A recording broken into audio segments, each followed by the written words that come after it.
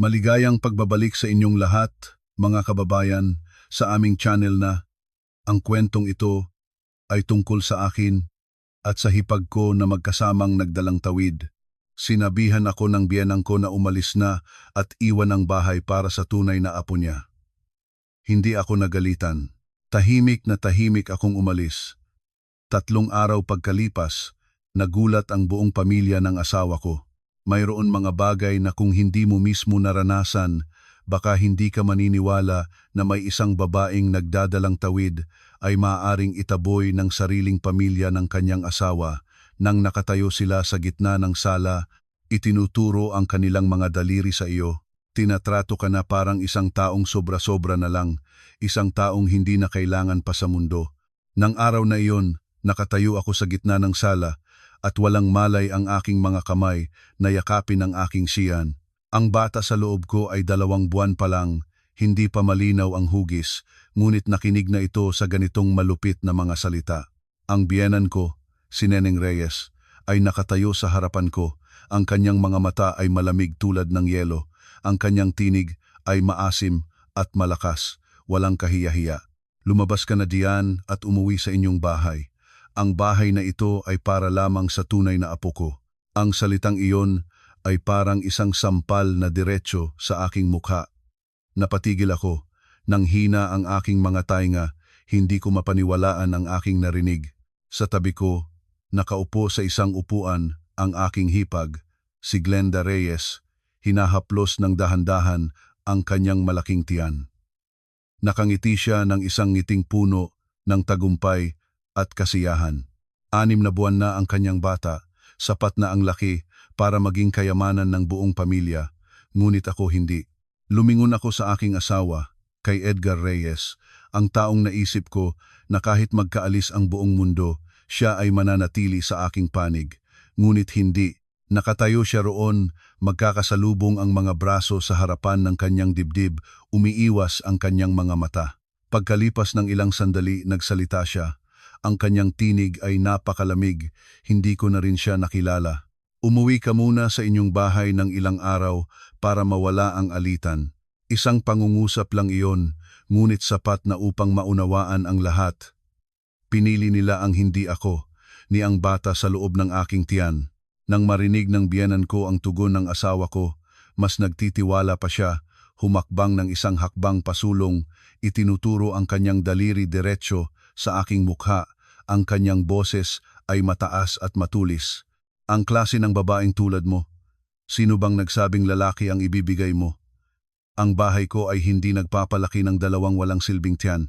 Narinig ko ito at parang napigilan ang aking puso. 2 walang silbing tiyan. Sinabi niya ito tungkol sa akin at sa sarili niyang apo na siyang sinasabing magpapatuloy ng angkan. Ang hangin sa loob ng silid ay naging mabigat. Ang mga kamag-anak na nakaupo sa paligid ay walang nagsalita. Tumingin lang sa akin ng may halong habag at pag-usisa. Si Glenda naman ay yumuko at hinahaplos ang kanyang tiyan, ngumingiti ng kaunti. Parang lahat ng bagay na ito ay natural na kurso ng mga pangyayari.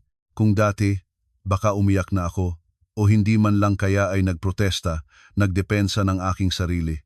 Ngunit hindi ko maintindihan kung bakit naging malamig ang aking puso sa sandaling iyon. Wala nang galit, wala nang sama ng loob, nagkaroon lamang ng isang pakiramdam ng kawalan na nakakatakot. Hindi na ako nagsalita pa ng kahit isang salita, tahimik na lumiko at pumasok sa kwarto. Nang magsara ang pinto sa likod ko, nakatayo ako ng ilang segundo, nakapaligid sa pamilyar na silid, ang lugar na naisip ko na magiging tahanan ko habang buhay. Ngunit ngayon, kahit ang bawat sulok ay naging kaibang-kaiba na, binuksan ko ang aparador, kinuha ang ilang damit, pinagkinis ang mga ito at inilagay sa isang maliit na bag. Hindi marami ang dinala ko, hindi na rin kailangan pa. Sa labas, malakas pa rin ang boses ng biyenan ko, sinadya niyang malakas magsalita para marinig ko. Habang maaga lumayo iyan, mas magaan ang lahat. Hindi na kailangang magsayang pa ng pagkain. Ngumiti ako ng kaunti, isang ngiti na malamig, kaibang-kaiba sa kung ano ang nararamdaman ko sa loob. Nang matapos ang pag-aayos, kinuha ko ang aking maleta palabas. Nakaupuan pa rin ang lahat, walang nagtatanong, walang nanghawak sa akin para itigil. Parang ang pag-alis ko ay isang bagay na matagal na nilang hinihintay. Huminto ako sa pintuan, lumingon at nagmasid sa lahat ng isang ikot. Nagpahinga ang aking tingin sa biyenan ko ng kaunti pa kaysa sa iba. Pagkatapos nagsalita ako, ang boses ko ay napakahina, parang hangin na dumaan. Aalis na po ako. Pagkatapos nito, wag na akong tawagan pa para bumalik. Natawa siya ng malupit. Walang pag-aatubili. Umaasa pa nga ako na huwag kang bumalik. Tumango ako, wala nang sinabi pa. Humakbang palabas ng pintuan, ang sikat ng araw ay diretso sa aking mukha. Napapikit ako dahil sa liwanag. Ngunit kakaiba, hindi ko nararamdaman ang init. Sa loob ko noon, lahat ay lamig lang. Lumakad ako nang hindi na lumingon. Hindi dahil mahina ako, kundi dahil alam ko na may ilang lugar na kapag lumabas ka na, hindi mo na kailangang bumalik pa. Ngunit baka hindi pa nila naisip na ang taong itinakwil nila noong araw na iyon ay ang taong magiging dahilan ng panik ng buong pamilya 3 araw pagkatapos. Nang lumayo na ako sa bahay ng asawa ko sa ganoong kalagayan, napagtanto ko na may ilang kwento na kung hindi mo sisimulan simula, hindi kailanman mauunawaan ng mga tao kung bakit ang isang babae ay nagtitiis ng matagal ng gayon. Maraming nagtatanong sa akin pagkatapos, kailan nagsimulang lumiko ang lahat? Sa katunayan, hindi ito nagsimula nang ituro ng biyenan ko ang kanyang daliri at pinalayas ako. Matagal na itong naglalagablab sa ilalim ng lupa, mula ng araw na pumasok ako sa kasal na iyon. Naive lang ako noon. Naniwala pa akong ang pagiging mabuti ay makakalambot kahit sa mga batong puso. Ang pangalan ko ay Maria Santos. Nagtatrabaho ako bilang accountant sa isang pribadong kumpanya ng konstruksyon. Hindi masyadong prestihiyoso ang trabaho, ngunit stable, malinaw. Ang suweldo ko ay sapat para alagaan ang aking sarili.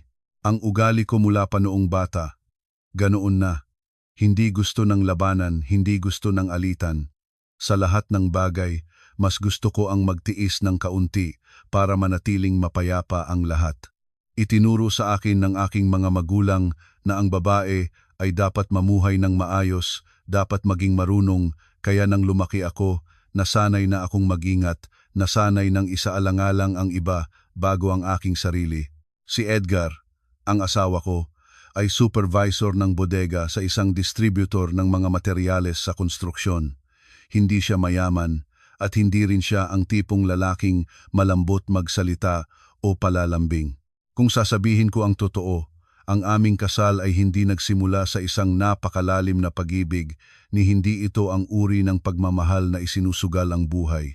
Parang isang sapat na ang edad para mag-isip ng pagtatayo ng pamilya, sapat ang pagkakatugma ng ugali para makapagkasama ng hindi nagtatalo, sapat na ang pagtitiwala na pagsama-samahin, mabubuhay ng payapa at maayos hanggang sa katandaan. Noon ay naisip ko, hindi kailangang nagsimula sa matinding emosyon ang isang kasal. Basta ang lalaking iyon ay hindi lasenggo, hindi manggagambla, at nagmamahal sa asawa, sapat na. Si Edgar ay tumingin sa ganoon pagkatapos. Matahimik siya, regular pumasok sa trabaho, walang masasamang bisyo.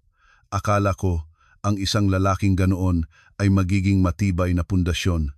Hindi ko naisip na ang pinakanakulang bagay sa kanya ay ang lakas ng loob. Ang pamilya ng asawa ko ay naninirahan sa isang 3 palapag na bahay, malapad, nakaharap sa kalye. Mula sa labas ay mukhang respetableng pamilya. Ngunit ang bahay na iyon ay nakarehistro sa pangalan ng biyenan ko, si Neneng Reyes. At mula ng araw na lumakad ako papasok, naunawaan ko agad na sa bahay na iyon, ang may huling salita ay hindi ang biyenan ko, ni ang 2 anak na lalaki niya, kundi siya. Mula pa sa simula, hindi ako gusto ng biyenan ko. Hindi niya direktang sinabi na galit siya sa akin, ngunit bawat salita, bawat tingin, bawat kiling ng kanyang labi ay nagpapaliwanag ng malinaw sa akin. Ang dahilan ay hindi rin mahirap hulaan. Ang aming pamilya ay hindi may kaya. Ang aking ama ay nagtatrabaho sa isang maliit na opisina bilang clerk. Ang aking ina ay nagbebenta ng maliliit na bagay. Nang ipakasal nila ang kanilang anak na babae, ginawa nila ang lahat ng kayang gawin. Walang malaking dote, walang magiging suporta para sa bahay, sasakyan o ano pa mang malaking regalo para sa bagong mag-asawa. Noong mismong araw ng kasal, habang magkasama pa ang dalawang pamilya, nagsalita na ang biyenan ko ng isang pangungusap na hindi ko malilimutan. Nakatuon ang kanyang tingin sa bahagi ng aming pamilya, kalahating biro, kalahating seryoso, ngunit lahat ng nakarinig ay nakaramdam ng kakaibang sensasyon. Ang bahay na ito ay naghahanap ng manugang na hindi kailangang maganda, hindi kailangang matalino, basta marunong manganak ng lalaki iyon ay sapat. Lahat sa hapagkainan ay natawa ng pilit para makaraan, at ako ay naupo roon, mahigpit kong hawak ang tela ng aking damit. Noon ay sinabi ko sa sarili ko, okay lang, matatanda ang mga matatanda, baka nagkataon lang ang pagkasabi ng ganoon. Sa matagal na pakikisamahan, mas maiintindihan ang isa't isa. Ganoon naive ako noon. Naive hanggang sa puntong naniniwala ako na ang aking kabutihan, ang aking pagtitiis, ang aking pagsisikap ay makapagbibigay sa akin ng kaunting pagmamahal. Sa pagbabalik tanaw, baka dahil nagtiwala ako ng husto sa iba, kaya nang itulak nila ako pababa, mas masakit ang lahat. Ngunit noong panahong iyon, hindi pa ako gumigising. Naniniwala pa rin ako na ang pagiging mabuti ay magbubunga ng kabutihan. Pagkatapos ng kasal, lumipat ako sa bahay ng mga Reyes. Umaga, pumupunta sa trabaho, hapon, bumabalik, at agad na nagtatrabaho sa kusina, naglilinis, namamahala ng lahat. Ang buwan ng sweldo ko ay voluntaryong inilalagay sa mga gastusin ng pamilya, malaki man o maliit na bagay, pagbili ng gamit, bayad ng kuryente at tubig, mga okasyon ng mga kamag-anak. Halos lahat ng ito ay pinaghandaan ko ng buong puso, ngunit ang pagiging kontributor ay ibang bagay sa pagkakaroon ng karapatang magdesisyon. Sa bahay na iyon, lahat ng malaki at maliliit na gastusin ay dumadaan sa kamay ng biyenan ko. Gusto niyang bilhin ay binibili, gusto niyang ipreserba ay iniingatan, gusto niyang ipamahagi ang mas marami o mas kaunti ay sa kanya nakasalalay. Ako, kahit isang manugang na naninirahan sa bahay, kahit may regular na trabaho, ay halos walang boses. Minsan ay nagbigay ako ng mungkahi para ayusin ang isang lumang aparador sa kusina dahil bulok na ang kahoy. Biglang namukhaan ang biyenan ko. Hindi pa sa iyo naman ang pagpapaganda ng bahay na ito. Narinig ko ito at tahimik lang. Noon ay naisip ko, bagong tao pa lang ako, ang magtiis ay hindi nakapipinsala. Sa loob ng bahay na iyon, ang pinakapaboritong tao ng biyenan ko ay ang aking hipag, si Glenda Reyes, asawa ng panganay na kuya ng asawa ko, si Ariel Reyes. Kung ako ay naninirahan ng malinaw ang lahat, maayos ang gawa, maraming ginagawa ngunit kakaunti, ang sinasabi si Glenda ay ganap na kabaliktaran. Napakahusay niyang magsalita, napakarunong pumili ng mga salita. Tuwing nakikipag-usap kay Neneng, ang kanyang boses ay palaging matamis tulad ng pulot-pukyutan. Nay naman narinig ko ito na umaabot sa aking mga tainga. Madalas, nakatayo ako sa gilid na nakikinood at kailangan kong aminin na ang paraan ng kanyang pagkuha ng pabor ng iba ay higit pa sa aking kakayahan.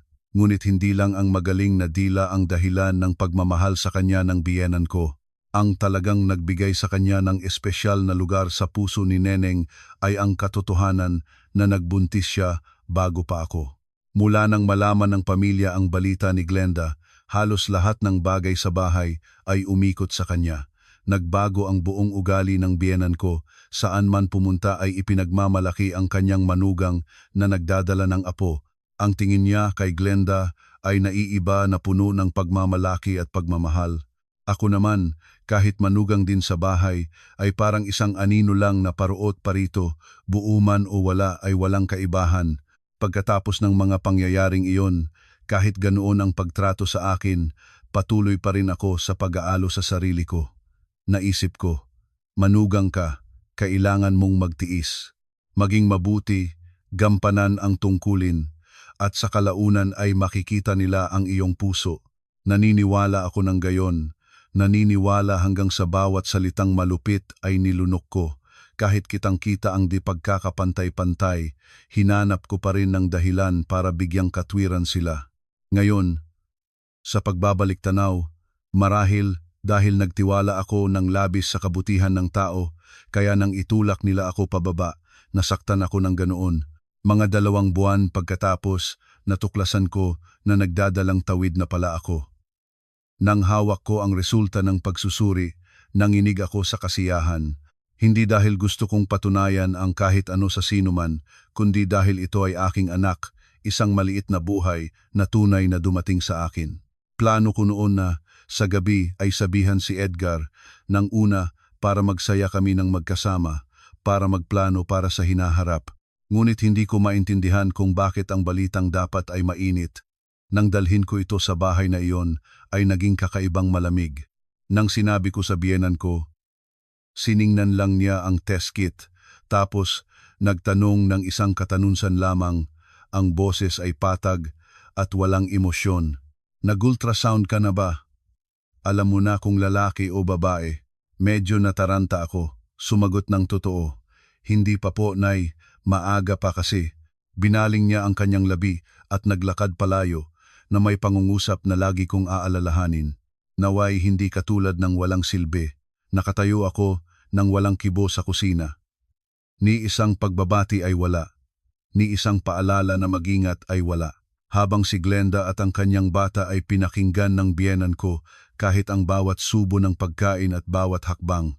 Ang aking bata sa loob ko, nakakarating pa lang, ay tinanggap na ng isang malamig na tingin na parang kailangang patunayan ng batang iyon ang kanyang halaga mula pa sa sinapupunan ng ina. Mula noon, si Glenda ay naging mas hayagan sa kanyang kasiyahan. Sa harapan ng mga tao, maayos pa rin siya, ngumingiti at nag-uusap na parang walang mangyayari. Ngunit sa tuwing kami lang ay magkasama o sa mga usapang kalahating biruan, pinipili niyang tumalab sa pinakamasakit na bahagi ko. Minsan, habang nagiging prutas siya, hinawakan ang kanyang tiyan, lumingon at ngumiti. Sa bahay na ito, ang nakakauna ang may halaga. Mahuli ka ng isang hakbang, mahuli ka sa buong buhay. Hindi ako sumagot. Tahimik lang akong naghugas ng kutsilyo, ngunit sa loob ko parang may bato na nakabalandra sa aking lalamunan. Ang mga pagkain sa hapagkainan pagkatapos nito ay mas malinaw ang dipantay na pagtrato.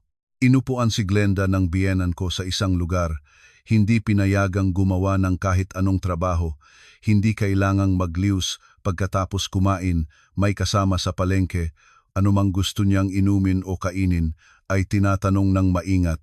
Ako naman, kahit nagbubuntis din, ay patuloy na gumagawa tulad ng dati, mas mabigat pa nga. Ibinigay ng biyenan ko sa akin ang lahat ng trabaho sa kusina sa dahilang si Glenda ay buntis at kailangang mag-ingat. Bago ka palang nagbubuntis, magpapasimuno ka na.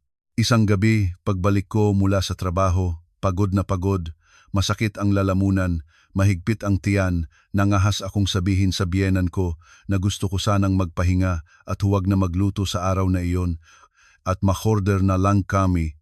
Nang marinig niya ito, biglang nagalit at sumigaw sa gitna ng sala. Nagbubuntis ka lang, hindi ka prinsesa para magpahinga. Nung araw, 4 na anak ang isisilang ko. Umaga ay pumupunta sa palengke, hapon ay nagluluto, gabi ay naglabahin, pa ikaw ay kakasilang mo lang at ginagawa mo na ang sarili mong espesyal.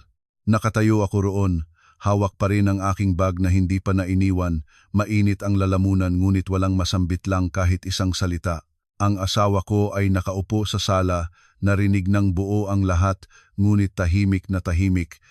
Si Glenda naman ay nakaupo sa upuan, ininom ang isang higop ng gatas para sa buntis. Ang kanyang mga mata ay lumitaw sa akin pagkatapos ay lumingon palayo, para bang ang lahat ay ganap na walang kaugnayan sa kanya. Mula sa mga bagay na iyon, unti-unti ko nang naunawaan ang isang masakit na katotohanan. Sa bahay na iyon, ang aking anak, bago pa man ipanganak, ay tinanggap na bilang isang talunan. Pagkatapos ng araw na naunawaan ko na ang aking anak ay tinanggap na bilang talunan bago pa man silang ipanganak, nagsimula akong tingnan ang lahat ng bagay sa bahay ng asawa ko ng ibang tingin. Hindi na ang naive na tingin ng isang taong nagpapaligaya lang sa sarili sa pamamagitan ng dalawang salitang pagtitiis. Nagsimula akong mas malinaw na makita ang bawat pagtatangi, bawat salitang may tinik, bawat kilosang tila maliit, ngunit puno ng malamig na pagkalkula sa loob. Isang hapon, maaga akong umuwi mula sa trabaho dahil nagka-brownout ang aming opisina. Nang makapasok ako sa bakuran, nakita ko na maliwanag pa rin ang ilaw sa kusina sa likod. Sa loob, may naririnig akong usapan ng biyenan ko at ni Glenda. Papasok na sana ako nang biglang narinig ang salita ng biyenan ko, kaya tumigil ako. Ang kanyang boses ay mababa ngunit malinaw at puno ng pakana. Ang bahay na ito ay kailangan itago para sa tunay na apo, hindi dapat hatiin kaninuman. Napatigil ako sa labas ng pintuan ng kusina. Pagkatapos ay ang mahinang boses ni Glenda, malambot ngunit puno ng kasiyahan. "Nay, huwag kang mag-alala, alam ko naman. Pagdating ng araw, ang lahat ng sa akin naman ay hindi ko papayagang malagpasan." Nagpatuloy ang biyenan ko. "Mas malinaw pa. Ang bahay, pagdating ng panahon, kailangan pagplanuhang mabuti, huwag pahintulutan ang maraming makialam na makapagpagsabit-sabit ng problema." Nakatayo ako roon, malamig ang aking mga kamay. Dati ay naisip ko na ang pagtatangi ng biyenan ko kay Glenda ay dahil sa kanyang bata, dahil sa bulag na paniniwala sa isang anak na lalaki na hindi pa isinilang. Ngunit lumalabas na hindi iyon ang buong dahilan.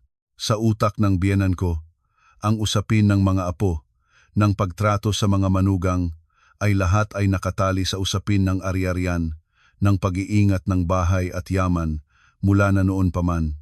Hindi ko na kailangan pang marinig pa ang iba para maintindihan ang ibig sabihin ng maraming makialam.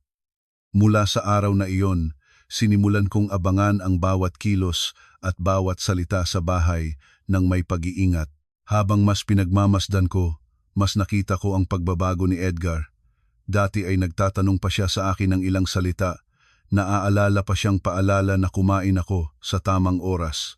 Ngunit ngayon, halos paikot-ikot na lang siya sa kanyang ina at hipag. Tuwing magrereklamo ang biyenan ko tungkol sa pag-aalaga kay Glenda, agad niyang bilhin ito o iyon. Ako naman, ang taong nagdadala ng kanyang anak, minsan ay may lagnat at nakahiga sa kwarto. Sinusuyuan lang niya ng mabilis bago lumabas. "Uminom ka na ng gamot, ikaw na bahala sa sarili mo." Ang agwat sa pagitan ng mag-asawa ay unti-unting lumaki.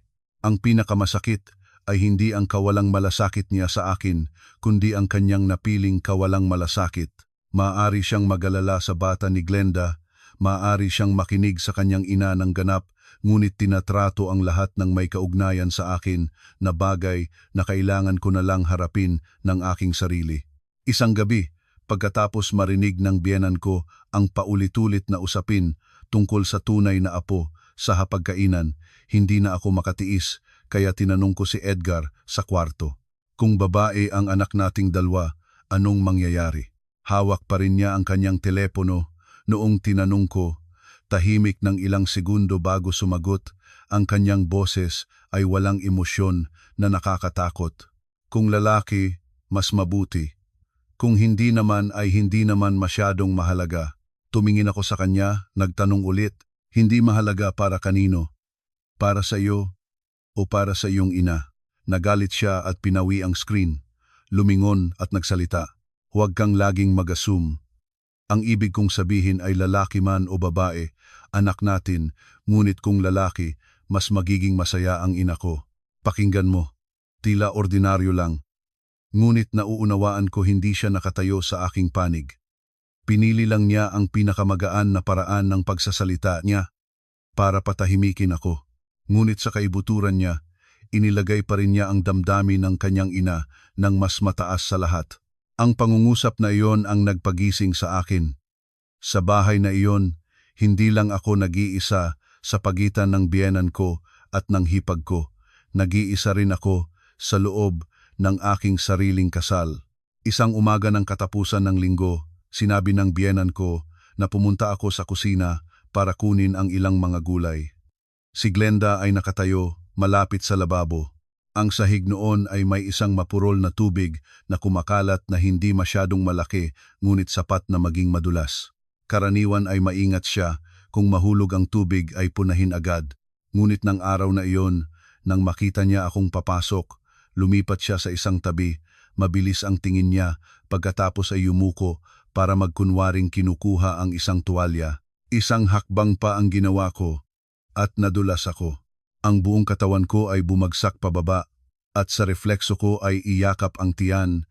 Isang tiusok na sakit ang tumakbo sa ibaba ng aking tiyan at umaabot sa aking balat at napaputlain ang aking mukha. Naupo ako sa malamig na sahig, mabilis ang tibok ng puso, walang laman ang isip, hawak lang ang tiyan at humihinga ng mabilis. Si Glenda ay nakatayo mismo roon, ngunit hindi agad tumakbo para tulungan ako. Nagbukas lang siya ng bibig at nagkunwaring nagulat. Ay, anong nangyari sa iyo? Mula sa labas ay tumakbo papasok ang biyenan ko. Bago pa man niya makita ang buong sitwasyon ay napasigaw na siya sa akin. Paano kang naglakad? May kusina pa lang ay natumba ka na agad. Masakit akong nanginginig, ngumangalong itinuturo ang natirang tubig sa sahig, ang boses ko ay pabuo-buo. Nadulas po ako. Ngunit hindi lang siya hindi nagtanong sa akin kung saan ako nasaktan at kung ayos pa ako, nagalit pa siya. Hindi maingat maglakad. Isinisisi pa sa iba. Nagbubuntis iyon. Wala naman siyang naaapektuhan. Ikaw naman ay bago pa lang nagmamarunong. Naupo ako roon, hawak ang tiyan, tinitingnan ang biyenan ko pagkatapos si Glenda na nakatayo malapit sa lababo nang may tingin na mahirap humalata at lumamig ang aking puso. Ang sakit sa ibaba ng tiyan ay maaaring lumipas. Ngunit ang katotohanang nakita ko sa sandaling iyon ay hindi na maaaring magkunwari pang hindi ko alam. Mula sa sandaling iyon, naunawaan ko na hindi na maaari pang magtiwala sa tinatawag nilang pamilya. At ang nakakatakot ay hindi ko naisip na ang lahat ng mangyayari pagkatapos ay mas malupit pa ng maraming beses. Pagkatapos ng pagbagsak na iyon, nagsimula akong mabuhay sa isang estado ng pag-iingat at pagod. Ang tiyan ko ay paminsan-minsang masakit, kaya kinabukasan ay nag-absent ako para makapunta sa doktor. Hindi ko sinabi ng marami sa kahit sino. Sinabi ko kay Edgar na gusto kong magpasuri para makapayapa. Umayon-ayon lang siya, walang dagdag na katanungan. Ang biyenan ko naman ay lumibot lang ng tingin pagkatapos nagsalita ng malamig. Pumunta ka na agad at bumalik. Maraming trabaho pa sa bahay. Pumunta ako sa ospital mag-isa, naupo sa labas ng ward para sa mga buntis na babae, tinitingnan ang ibang mga kababaihan na may kasama ang kanilang mga asawa. Ang ilan ay may kasama ang kanilang mga ina, may nagdadala ng tubig, may tumutulong sa pag-upo. Biglang naramdaman ko ang pangangalit ng aking ilong. Hindi dahil mahina ako, kundi sa sandaling iyon ay naramdaman ko kung gaano kasakit ang damdamin ng isang buntis na walang kahit isang kamay na sumasaklaw sa kanya kapag kailangan niya ito. Maingat akong sinuri ng doktor. Sa kapalaran, ang pagbagsak ng nakaraang araw ay hindi pa nagdulot ng malubhang epekto sa bata. Kailangan ko lang magpahinga ng higit pa, iwasan ng stress, iwasan ng mabibigat na benturasyon. Nang marinig ko iyon, huminga ako ng malalim. Pagkatapos, tinignan ng doktor ang resulta ng ultrasound, ngumiti, at nagdagdag ng isang pangungusap na napakahinahon. Maayos ang bata. Isang baby girl. Tumingin ako sa itim at puting screen, nakita ang maliit na figura na tahimik na nakahiga sa loob ko, at bigla na lang ay nagsimulang mahulog ang aking mga luha. Baby girl, anak kong babae. Hindi ko maintindihan kung bakit, ngunit sa sandaling iyon ay dumating sa akin ang isang kalambutan. Hindi ako nabigo, hindi ako nalungkot, hindi ko naramdaman na mas mababa ang halaga ng aking anak dahil lang babae siya. Para sa akin, basta malusog at ligtas ang bata, sapat na iyon. Naupo pa ako ng ilang minuto sa labas ng ward. Isang kamay inilagay ko sa tiyan ko, sinasabi sa aking sarili na kahit ano pa ang isipin ng iba, ang anak ko ay ang pinakamahalaga sa lahat ng ibinigay sa akin ng Panginoon. Ngunit ang maliit na kasiyahan na iyon, nang dalhin ko ito pauwi, ay biglang pinawi agad. Nang dumating ako sa bahay, Kaiba na ang pakiramdam ng hangin sa loob. Sa sala ay may malakas na tawa at usapan, may pulutong ng pagkain sa mesa, may ilang bag na prutas at biskwit. Hindi ko pa naunawaan ang nangyayari nang lumabas ang biyenan ko mula sa loob ng bahay, masaya ang mukha, kaibang-kaiba sa dati. Nang makita niya ako, malakas siyang tumawag. Dumating ka sa tamang oras. Kakasabi lang ng doktor si Glenda ay nagdadala ng lalaki. Napatigil ako sa pintuan. Si Glenda ay nakaupo sa upuan, kamay sa tiyan, nagnangiti ng mahina, at ang biyenan ko, ang manugang na lalaki, ang buong pamilya ay nakaupo sa paligid. Hindi isang malaking handaan ngunit malinaw na nagsasaya ang buong pamilya. Ang biyenan ko ay lumingon sa ilang kamag-anak na dumating para bisitahin, ang boses ay puno ng pagmamalaki. Sabi ko na nga ba, ang hugis ng tiyan niyan, tiyak na tunay na apo. Ang bahay na ito ay mayroon na ring magpapatuloy ng angkan. Nakatayo ako roon, hawak pa rin ang bag ng aking mga dokumento sa pagpapasuri at biglang lumamig ang aking puso. Iisang araw ang aming pagpunta sa doktor, iisang balita tungkol sa bata sa loob ng tiyan, ngunit dahil lang lalaki ang isa at babae ang isa pa, ibang-iba na ang halaga. Biglang naalala ng biyenan ko na nandoon pala ako. Lumingon siya at nagtanong agad. Walang pagmamagandang loob, walang pagtatanong kung pagod ako o hindi. Ikaw? Ano ang sabi ng doktor? Lalaki o babae? Mahigpit kong hawak ang bag ng aking mga papeles. Nanatiling tahimik ang buong sala, lahat ay tumingin sa akin. Malamang ay inaakalang nakapagpasuri na rin ako at lahat ay naghihintay ng sagot. Lumingon ako sa lahat at sumagot ng totoo. Ang boses ko ay kalmado hanggang sa nagulat pa rin ako sa aking sarili. Sabi ng doktor, babae po, parang tumigil sandali ang hangin. Ang ngiti sa mukha ng biyenan ko ay biglang nawala, katagal niyang nakangiti ng ilang sandali lamang, ngunit ngayon ay biglang nagiba ang kanyang mukha, parang may nagtapon ng isang timba ng malamig na tubig sa kanya. Tinitingnan niya ako ng maigi. Ang kanyang mga mata ay puno ng pagkabigo at galit, pagkatapos ay nagsalita ng isang pangungusap lamang, ano pa kaya ang ginagawa mo rito? Narinig ko ito at akala ko ay nagkamali ang aking pandinig. Napatigil ako, ilang segundo bago ko naunawaan ang pangungusap na iyon. Ngunit hindi siya nagbibigay sa akin ng oras.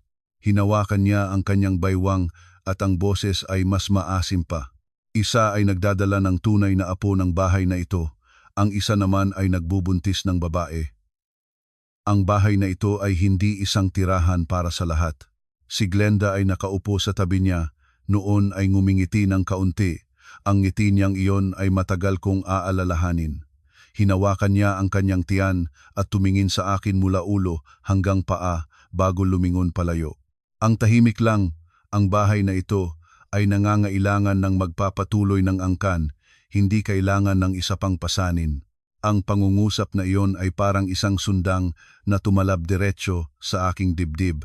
Lumingon ako kay Edgar, naghihintay ako, kahit isang depensa lang, isang pangungusap na makatarungan, kahit man lang isang pagpapakita ng pagkayamot sa paraan ng pagtrato ng kanyang ina at hipag sa kanyang asawa.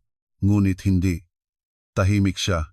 Naupo siya roon ng ilang segundo, ang mga mata niya ay nakababa sa sahig, pagkatapos ay nagsalita, mabagal at malamig.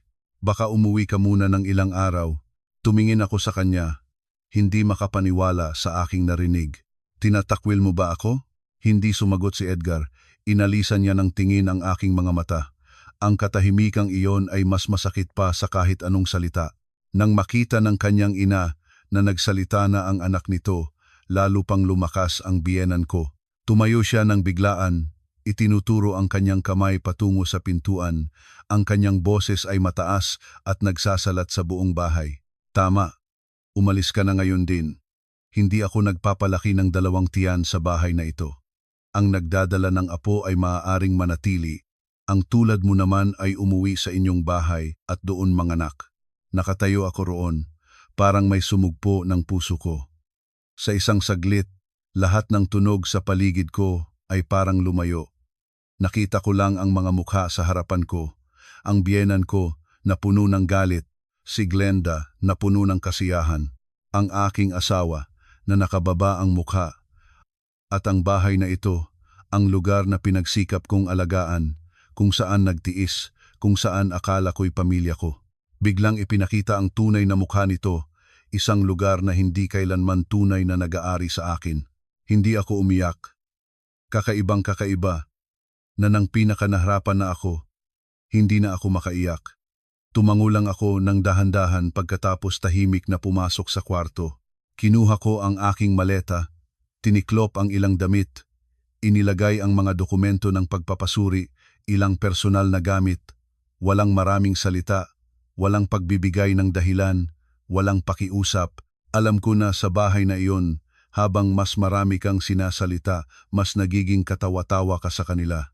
Nang kinalabas ko ulit ang maleta, nandoon pa rin ang lahat. Walang nanghawak, walang nagtanong. Huminto ako sa gitna ng sala. Dahan-dahang lumingon para matandaan ng mabuti ang mukha ng bawat isa sa araw na iyon. Pagkatapos ay nagbitaw ng boses, napakahina, ngunit sapat ang linaw. Mula ngayon, huwag na akong tawagan para bumalik sa ganitong kondisyon. Malupit na natawa ang biyenan ko. Si Glenda ay lumingon palayo, ang labi niya ay nakangisi pa rin. Si Edgar ay tahimik pa rin. Ang karuwagan na iyon, ang katahimikang iyon na umaabot sa kaibuturan. Lumabas ako ng pintuan. Ang sikat ng araw sa bakuran ay kumislap ng nakabubulag, ngunit sa loob ko ay isang malamig na kulay lang ang natitira. At mismong sa sandaling itinakwil ako mula sa bahay na iyon, tahimik na bumubuo sa isip ko ang isang bagay na sa loob lang ng 3 araw, ang buong pamilya ng aking asawa ay magsisisi. Dumating ako sa bahay ng aking ina ng gabi na, halos malapit ng sumilip ang bituin. Binuksan ng aking ina ang pintuan at nang makita ang maleta sa aking kamay, namutla ang kanyang mukha. Hindi siya nagtanong agad. Agad niyang kinuha ang aking bag. Hinawak ako at idinala sa loob ng bahay, parang natatakot na kung matagal pang nakatayo ako sa labas, baka bumagsak ako. Ang aking ama ay nakaupo sa mesa habang umiinom ng tsaa. Nang makita niya ako, tumayo siyang biglaan. Ang kanyang tingin ay lumipat sa aking mukha pagkatapos tumigil sa aking tiyan na hindi pa masyadong kitang-kita. Iyan lang iyon. Marahil ay naunawaan na nila na hindi ako basta mag-uuwi ng maleta nang walang malakas na dahilan. Hindi ako umiyak agad.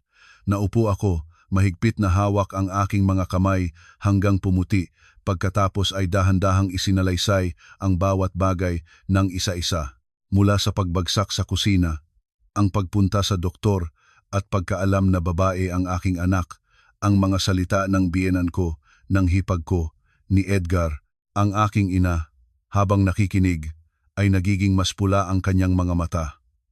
Ang aking ama naman ay nananatiling nakaupo, tuwid ang likod, ang mga kamay ay nakalagay sa ibabaw ng mesa nang nanginginig. Siya ay isang taong bihirang magsalita, ngunit tuwing tunay na nagagalit, mas lalong tahimik. Pagkatapos kong makwento ang lahat, lumingon ang aking ina at pinunasan ang kanyang mga luha gamit ang laylayan ng kanyang damit. Nagsalita siya ng puno ng pighati. Anak ko, paano nagagawa ng mga tao ang ganyang bagay sa iyo? Ang aking ama naman, pagkaraan ng matagal na katahimikan, nagsalita, mababa at mabigat parang bato na nahulog sa dibdib ko. Simula ngayon, ito ang bahay mo. Walang may karapatang itakwil ka pa. Isang pangungusap lang iyon, ngunit naramdaman ko na may lugar na akong mahuhugan. Mula ng hapon hanggang ngayon, nag-iingat ako, pinipigilan ang aking sarili na bumagsak. Nang marinig ko ang aking ama, naramdaman ko na totoo na ang lugar na maaari akong mahulog. Mabilis na pumasok ang aking ina sa kusina para initin ang sabaw, inihanda ang kanin, pinainom ako ng gatas. Pabalik-balik siya, nagmamadaling ang mga kamay, ngunit iyon mismong pagmamadali ay nagpainit sa akin. Iyon ang pakiramdam na inaalagaan, natatanong, tinatrato bilang kadugo. Matagal na palang panahon bago ko ito muling naramdaman. Nang gabi na, nahiga na ako sa aking lumang kama, sa aking dating silid. Hindi malaki ang kwarto, hindi bago ang mga kasangkapan, ngunit ang amoy ng sikat ng araw na nananatili sa kumot at unan, ang tunog ng pansipador sa kisame, ang tunog ng mga yapak ng aking ina sa labas ng hallway, lahat ito ay unti-unting nagpalamig sa aking puso. Inilagay ko ang kamay sa aking tiyan, sinabi sa aking anak na mula ngayon ay wala na kaming makikitang lugar sa bahay na iyon. Ngunit habang nakahiga ako at nagsisimulang pumiklab ng mata, ang aking utak ay patuloy na paikot-ikot sa lahat ng bagay. Ang mga pangungusap noong hapon ay paulit-ulit na naririnig sa aking ulo, malamig, tulad ng mga tindak ng karayom. Makalipas ng mga 9:00 ng gabi, nanginig ang aking telepono. Tiningnan ko ang screen, hindi si Edgar, hindi ang biyenan ko. Ang tumatawag ay si Ariel Reyes, ang kuya ng asawa ko. Napatigil ako ng ilang segundo. Mula ng araw na pumasok ako bilang manugang, si Ariel ay ang pinakamatahimik sa lahat sa bahay. Hindi siya masyadong malupit tulad ng biyenan ko at hindi rin siya sumama laban sa akin ng hayagan tulad ni Glenda, ngunit hindi rin siya nagpakita ng pagmamalasakit o nagabot ng kamay para sa akin. Ang aming relasyon ay formal lamang, walang mainit, walang malamig tulad ng maputlang tubig. Kaya naman, ang tawag na ito sa oras na ito ay nagiwan sa akin ng kakaibang pagkabahala. Nagalinlangan ako ng kaunti bago sumagot. Sa kabilang dulo ay ilang segundo ng katahimikan, boses ng mabibigat na paghinga lamang. Pagkatapos ay nagsalita si Ariel. Ang kanyang boses ay mas malalim kaysa dati, hindi katulad ng normal na boses niya. Maria, alam mo ba kung kanino nagtatawagan si Glenda ngayon? Biglang umupo ako sa kama. Ang tanong na iyon ay dumating ng napakabiglaan, napakalayo sa inaakalang usapin. Kumurugas ang aking noo, ibinaba ang boses ko. Bakit mo naman ito tinatanong sa akin? Tahimik muli ang kabilang dulo. Iyon mismong mabigat na katahimikan ay nagpalakas ng aking pakiramdam na kailangan ni Ariel na ngumunguya ng mabuti ang kanyang mga ngipin bago niya masabi ang susunod na sinasabi niya. Makalipas ng sandali, ibinaba niya ang kanyang boses. Ang bawat salita ay para bang nahuhulog. Pinaghihinalaan ko na hindi sa akin ang bata. Napatigil ako. Kung ilang araw pa ang nakaraang iyon, baka akala ko ay nagsasalita lang si Ariel nang wala sa ulo dahil sa away nila ng mag-asawa. Ngunit pagkatapos ng lahat ng naranasan ko sa bahay na iyon, pagkatapos ng paraan ng pagtrato ng buong pamilya sa akin, ang pangungusap na iyon ay hindi na basta ordinaryo. Nagpabilis ang tibok ng aking puso hanggang narinig ko na rin ito sa loob ng aking dibdib. Hindi ako agad nagpalakas ng reaksyon. Huminga ako ng malalim, pinagsikapan ang pinakamahinahon na posibleng boses. May ebidensya ka ba? Malupit na natawa si Ariel ng isang tono sa kanyang lalamunan, isang tawang parehong mapait at pagod. Pagkatapos ay dahan-dahan niyang isinalaysay ang bawat detalye putol-putol, parang bawat salitang binibitaw ay nagagalaw ng isa pang patong ng kanyang dignidad. Sinabi niya na ilang buwan na ang nakalipas ay nagbago si Glenda. Ang kanyang telepono ay palagi nang nasa kanya kahit saan, maging sa banyo. Dati ay bukas siya tungkol sa lahat pera, mga kaibigan, buhay, ngunit ngayon ay parang nakatakip ang lahat. Isang gabi ay lumabas siya sa balkonahe para magmensahe. May mga beses na nagdahilan sa pagpapasuri ngunit late na ang uwi. Pinagsikapan ni Ariel na sabihin sa sarili niya na dahil sa pagbabago ng mood ng buntis ang lahat, ngunit habang tumatagal ay mas naramdaman niya na may hindi tama. Pagkatapos ay sumama pa ang tinig ni Ariel. Nagkataon na isang linggo ang nakaraang iyon na nahawakan niya ang telepono ni Glenda. Hindi pa man siya nakapagbasa ng marami ay agad na kinuha ni Glenda pabalik, ngunit nakita pa rin niya ang isang pangalan, Darwin Aguilar. Sa sandaling iyon, tunay na luminaw ang aking likod na parang inhulog ang isang malamig na tubig sa aking gulugod. Ang pangalang iyon ay parang isang karayom na nagtamaan ng eksakto sa isang punto na matagal ko nang naiisip, ngunit hindi pa naglakas ng loob pang pangalanan. Darwin Aguilar. Kilala ko ang taong ito, hindi malapit, ngunit kilala. Alam ko na siya ay isang maimpluwensyang mamamaril ng lupa at negosyante at regular na lumitaw sa mga pagtitipon na isinalaysay sa akin ng aking pinakamatalik na kaibigan, si Carla de Guzman, na nagtatrabaho sa isang malaking kumpanya ng real estate. Higpit na hinawakan ko ang aking telepono. Sa aking isip ay biglang lumitaw ang isang lumang litrato. Isang beses, hindi pa matagal ang nakaraang iyon, nagkita kami ni Carla sa isang coffee shop malapit sa kanyang opisina para ipaabot ko ang ilang bagay. Nang araw na iyon, habang naghihintay ako sa kanya, nakita ko sa labas ng bintang ng salamin ang mabilis na paglakad ni Glenda. Nagsuot siya ng maluwag na sombrero at face mask, mabilis na lumakad patungo sa isang itim na sasakyan na nakaparada sa kalsada. Noon ay naisip ko pa na baka nagkamali ang aking tingin o baka may lakad lang siya malapit doon. Hindi ko naisip na ang detalyeng iyon na tila wala namang kaugnayan ay babalik sa akin ngayon sa oras na ito. Nanatiling tahimik ako, unti-unting nagtatagpo ang bawat piraso ng puzzle sa aking isip. Ang labis na kasiyahan ni Glenda, ang bulag na pagmamahal ng biyenan ko, ang tiyang tinatrato nilang parang amulet, at ngayon ay ang pangalan ni Darwin Aguilar sa telepono ni Glenda. Lahat ng bagay ay biglang hindi na parang tsamba. Sa kabilang dulo, nagsalita muli si Ariel. Sa pagkakataong iyon, ang kanyang boses ay parang may gustong sipain ang ilang ngipin nito bago makalabas.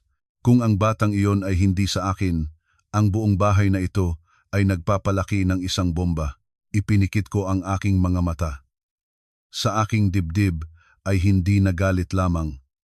Ito ay isang malamig at napakalawak na kalinawan na nakatatakot. Naunawaan ko ng malinaw mula sa sandaling iyon, lahat ng bagay ay lumihis sa ibang direksyon. Ang pagkakataon ko ay maaaring dumating na, ngunit sa pagkakataong ito ay hindi na ako magpapadala sa emosyon. Kailangan ko ng katiyakan, kailangan ng sapat na patunay, at higit sa lahat, hindi ako magmamadali. Sa buong gabi na iyon ay halos hindi ako nakatulog. Nakahiga sa aking lumang kwarto sa bahay ng aking mga magulang, naririnig ang tahong ng aso sa malayo, ang hangin na dumadaan sa mga puno sa likod ng bahay. Ang aking isip ay patuloy na paikot-ikot sa iisang pangalan, Darwin Aguilar. Kung dati, baka piniglan ko na ang sarili ko, akalaing sobra lang ang aking inaakala dahil katatapos ko lang na maranasan ang napakalaking bagay. Ngunit hindi na ngayon. Kinaumagahan, napakaga akong bumangon. Nagluluto pa ang aking ina ng lugaw sa kusina nang nakaupo na ako sa gilid ng kama, hawak ang telepono, nakatingin sa screen ng matagal bago pinindot ang tawag. Carla de Guzman, ang aking pinakamatalik na kaibigan mula pa sa kolehiyo. Mga taon naming nagkaibigan, anumang bagay na malaki o maliit ay pinagkwentuhan namin.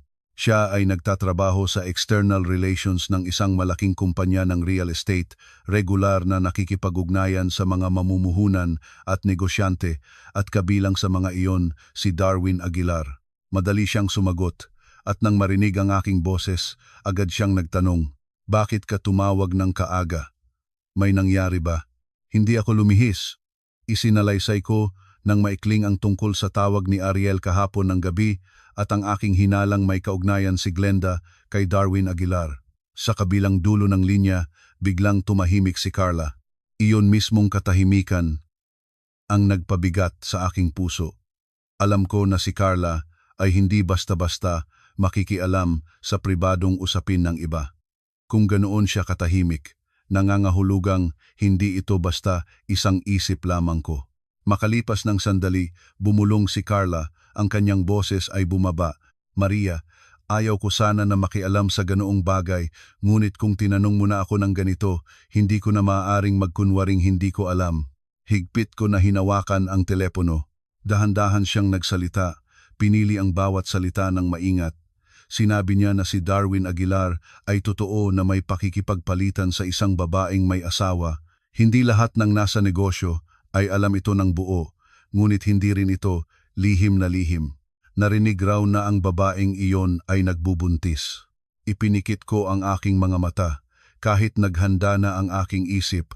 Nang marinig ko ito mismo mula sa bibig ni Carla, lalong lumamig ang aking likod. Hindi agad ako nagtanong. Binuksan ko ang aking telepono, hinanap sa aking gallery ang isang larawan na kinuha noong Pasko ng nakaraang taon ng buong pamilya ng asawa ko, kiniping ang mukha ni Glenda at ipinadala kay Carla. Hindi pa kalahating minuto, bumalik ang mensahe, 3 salita lang. Siya iyon. Nanatiling nakaupo ako ng walang kibo. Hindi na ako may pag-aalangan pa. Ang tiyang pinalago ng biyenan ko na parang ginto.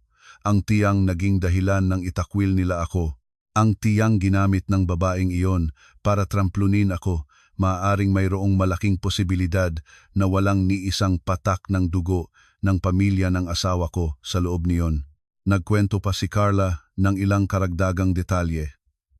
Minsan ay nagpalit ng schedule si Darwin Aguilar sa huling minuto lang para pumunta sa isang lugar sa kalagitnaan ng tanghali. May ilang bayad na pinangangasiwaan ng kanyang personal na assistant ng napaka-privado. Ilang kakilala niya ay nagbubulong-bulong na tungkol sa babae na pinananatili ni Darwin Aguilar na nagbubuntis. Bawat detalye ay hindi pa maaaring tinatawag na patunay. Ngunit para sa akin, sapat na iyon upang kumpirmahin na ang hinala ni Ariel ay hindi walang basehan. Hindi pa 10 minuto mula nang ibaba ng telepono ko si Carla, nanginig na naman ito. Ngayon ay ang biyenan ko na. Tinitingnan ko ang screen na may ilaw ang pangalan ng biyenan ko. Walang na akong naramdamang takot tulad ng dati sa bawat oras na tinitignan ko ito. Sinagot ko ang tawag. Sa kabilang dulo, ang tinig ni Neneng Reyes ay parang isang patalim pa rin. Kailan ka ba aalis? Pumunta ka na dito at pirmahan ang paglilipat ng tirahan. Huwag kang magpapahinto tungkol sa ari-arian dito. Kung dati, baka agad akong nagpaliwanag o naghanap ng magaan na salita. Ngunit ngayon, pagkatapos ng lahat ng naalam ko, sa loob ko ay isang kakaibang lamig na lang. Sumagot ako, ang boses ko ay pantay. Hawakan po ninyo ng mabuti ang iyong tunay na apo, Nay. Tumigil ang kabilang dulo ng linya ng isang kumpas. Pagkatapos ay sumungaw muli ang kanyang boses, mas galit na. Anong sinabi mo? Sino ang isinusuway mo? Ngumiti ako ng kaunti, ngunit hindi ko pinalabas ang tawa. Wala po, Nay. Basta naramdaman ko lang na dapat ingatan ninyong mabuti, napakamahalaga kasi. Nagsimula na siyang magsalita ng puno ng galit, iyon ding karaniwang mga salita. Bastos, walang respeto, nagkukunwari, ngunit hindi ko na pinakinggan ang buong laman. Ibinaba ko ang telepono sa kalagitnaan. Nang mawala ang ilaw ng screen, napansin ko na ang aking mga kamay ay ganap na hindi nanginginig. Hindi rin ako naramdamang kinakilig o kabado tulad ng dati tuwing nakikitungo sa kanya. Sa unang pagkakataon sa buong panahon ng aking pagiging manugang, naramdaman ko na hindi na siya nakapangingilag sa akin. Marahil ay dahil kapag ang isang tao ay naabot na ang pinakailalim at wala na siyang mawawala, ang mga sigaw at pag-aalburuto ay wala na ring bigat gaya ng dati. Nang hapon, dumating si Ariel sa bahay ng aking mga magulang. Nang marinig ko mula sa aking ina na nandoon ang kuya ng asawa ko, lumabas ako sa beranda, ngunit nakaramdam pa rin ako ng kakaibang pakiramdam. Nakatayo si Ariel sa labas ng bakod. Ang kanyang polo shirt ay gumugulong, ang mga mata ay madilim at mapula, ang kanyang baba ay may balbas na parang taong hindi nakatulog ng maayos. Wala na ang dating malamig at formal na ayos niya. Sa loob lang ng 2 araw, ang lalaking iyon ay tila tumanda ng ilang taon. Lumabas ako para buksan ang bakod, hindi agad imbitahan sa loob ng bahay, nakatayo at tinignan siya ng ilang segundo. Nagsalita siya ng una, ang boses niya ay malalim at paos. Hindi ako naparito para gambalain ka. Gusto ko lang makipag-usap ng ilang salita. Tumango ako, inakay siya sa sulok ng bakuran sa likod, kung saan ang aking mga magulang ay hindi masyadong makakarinig. Pagkatayo namin ng ilang sandali, agad na nagsalita si Ariel nang walang paligoy-ligoy. Maria, kung tutulungan mo akong malaman ang katotohanan, ibabalik ko ang hustisya sa iyo. Tinitingnan ko siya ng diretsyo. Sa unang pagkakataon, nakita ko sa mga mata ng lalaking ito na hindi kawalan ng malasakit, ni hindi ang pagmamalaki ng isang kuya, kundi ang kahihiyan at kawalan ng pag-asa ng isang taong naabot na ang pinakailalim. Ngunit kahit man ay hindi ako nalambot, naging mas malinaw na lang ang aking isip. Nagsalita ako ng dahan-dahan, isang salita sa isang salita. Hindi para sa iyo ang pagtulong ko, para sa sarili ko ito. Tahimik si Ariel. Marahil ay naunawaan niya ang ibig sabihin ng pangungusap na iyon. Ang bagay na ito ay hindi na basta usapin ng kataksilan ng kanyang asawa. Ito ay usapin ng itinakwil nila ako, tinampal nila ako, tinrato ako na parang basura para lang palayain ang espasyo para sa tiyang iyon. Kung ang katotohanan ay ayon sa aking pinaghihinalaang ang lahat ng ginawa ng pamilya ng asawa ko sa akin ay katulad ng sarili nilang pagdadala ng parusa sa kanilang mga sarili. Hindi ko sinabi kay Ariel ang detalyadong plano sa araw na iyon, ngunit nang makita ko ang kanyang mga mata at marinig ang kanyang boses, alam ko na kung ano ang kailangang gawin ko. Hindi ako magiging maingay. Hindi ako magtatangkang harapin sila ng galit, hindi ko sila sisihin ng todo-todo. Hahayaan ko lang ang katotohanan na lumantad sa tamang lugar, sa tamang oras, sa harapan ng mga tao na tumingin ng may kasiyahan sa aking pagalis. Dahil alam ko, kapag may sapat na patunay, ang pamilyang iyon na gustong mapanatili ang pagpapanggap ng kahusayan sa harap ng mga kamag-anak at kapitbahay ay babagsak sa isang kisap mata. Nang makaalis si Ariel, hindi na ako nakaupong tahimik pa. May mga katotohanang kapag lumitaw na ang anino nito, hindi na maaaring magpatuloy ang tao na parang walang natutunan. Ngunit alam ko rin ng malinaw na hindi sapat ang ilang salita, ilang mensahe o haka-haka ng isang asawang nasirang puso. Kailangan ko ng personal na makita. Kailangan din ito ni Ariel. Iyon lang ang paraan para walang masabing muli ay maaaring takasan. Isang gabi pagkatapos, isang mensahe mula kay Ariel, isang maikling linya. Nagpunta si Glenda sa doktor daw, ngunit kakaiba ang kanyang damit. Maaari ka bang lumabas?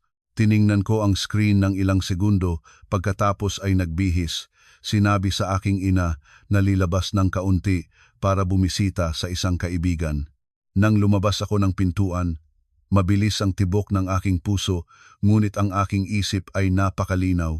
Marahil sa oras na iyon, ang sakit sa loob ko ay sapat na lumago upang maging isang bagay na mas malamig kaysa sa galit. Si Ariel ay naghihintay sa aking gilid ng kalsada, nakasakay sa kanyang lumang sasakyan. Ang mukha ay mukhang bakante at mapula ang mata dahil sa kawalan ng tulog. Wala na ang dating malamig na ugali niya. Sinabi niya, nang maikli na nilabas ni Glenda ang bahay, halos 10 minuto na ang nakaraang iyon, nagdahilan sa pagpapasuri sa kabilang bahagi ng lungsod. Tumango ako. Kami ay lumakad nang pinanatiling malayo ang agwat. Madilim ang kalsada, maraming sasakyan, ngunit nakita ko pa rin ang motorela na sinasakyan ni Glenda sa harap. Nakaupo ako sa likod ni Ariel, mahigpit na hawak ang gilid ng aking damit. Walang naiisip sa aking isip kundi ang isang bagay ngayong gabi ay tiyak na makikita namin ang tunay na mukha ng babaeng iyon. Ang sasakyan ni Glenda ay hindi huminto sa pagpapasuri. Lumihis ito patungo sa sentro ng lungsod, diretso sa isang kalsada na puno ng malalaking hotel. Noon ay pareho kaming natahimik ni Ariel, ni ako, hindi na kailangang magsalita pa. Ngunit nauunawaan ng dalawa kung ang isang buntis na babae na nagsinungaling sa kanyang asawa na pupunta sa doktor ay lumitaw sa lugar ng hotel sa ganitong oras, hindi na ito basta karaniwang pagdududa. Bumagal ang sasakyan ni Ariel, pinanatili ang distansya. Nakita kong ang kanyang likod ay tuwid na tuwid, ang dalawang balikat nito ay nagtataas tulad ng isang lubid na hinila ng husto hanggang malapit ng pumutok. Huminto ang sasakyan ni Glenda sa harapan ng isang magarang hotel. Nakilala ko agad ang gintong palatandaan sa itaas ng salaming pintuan. Bumaba si Glenda, bago pa ang lahat wala na ang dating mabagal at pabaya na paraan niya sa bahay. Nang araw na iyon, suot niya ang isang maluwag na damit na nagtatago ng tiyan, ngunit maingat pa rin ang pag-aayos. Ang buhok ay magaan na nakabitin, naka-lipstick, may suotan sa pulso na hindi ko pa nakita sa kanya sa bahay. Ilang segundo lamang pagkatapos, isang itim na sasakyan ang dumating. Ang taong bumaba mula sa likod ay walang iba kundi si Darwin Aguilar. Kahit inihanda ko na ang aking sarili, nanginig pa rin ang aking likod nang mismong makita ko ang lalaking iyon. Mahinahon siyang lumakad pasulong, hindi sumulyap-sulyap tulad ng isang taong natatakot na matuklasan. Nang makita ni Glenda si Darwin, ngumiti siya, isang ngiting napalalambot kaibang-kaiba sa matalas na ngiti na palagi niyang ibinibigay sa akin. Pagkatapos, mismo sa harapan namin, inakay ni Glenda ang bisig ni Darwin tulad ng isang gawi na sobra ng ginagawa. Hindi ang pagpopormal na pakikipagkamay, ang pagkuha ng bisig ng dalawang taong labis nang nagkikilala sa isa't isa. Narinig ko sa tabi ko ang tunog ng pangipin. Si Ariel ay humanda ng bababa sa sasakyan. Agad ko siyang hinawakan sa pulso at mahigpit na hinanggol. Huwag. Kung sisikat ka rito, isang away lang ang makukuha namin. Kung makakapanatili ka ng katahimikan, ngayong gabi ay magkakaroon tayo ng hindi mapapalampas. Natigilan si Ariel. Agad ko na binuksan ang kamera ng aking telepono, dahan-dahan habang kinikuha ang lahat ng may malinaw na frame. Kinuha ko ng malinaw ang eksena habang magkasamang pumapasok sina Glenda at Darwin sa elevator.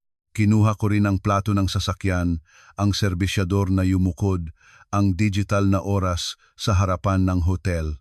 Alam ko na ang bawat detalyeng iyon ay magkakaroon ng halaga hindi para sa sandaling ito, ngunit para walang sino man ang makabaligtad ng itim at puti sa hinaharap.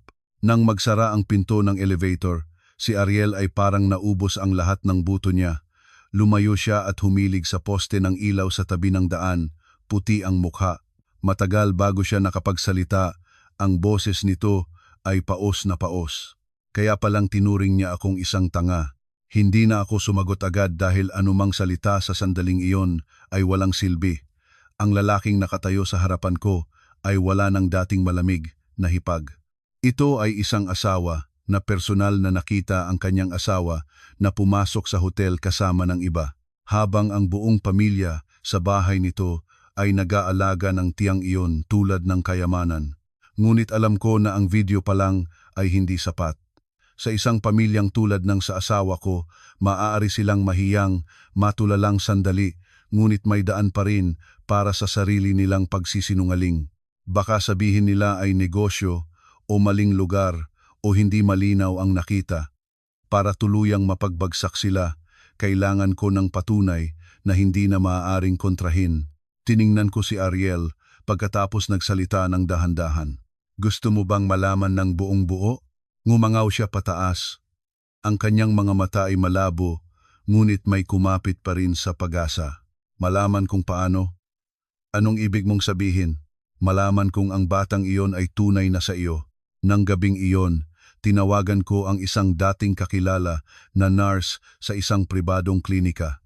Noong araw, tinulungan niya akong ayusin ang mga papel na pangkalusugan para sa kumpanya, kaya kilala niya ako bilang taong mapagkakatiwalaan. Hindi ko na detalye ang buong kwento.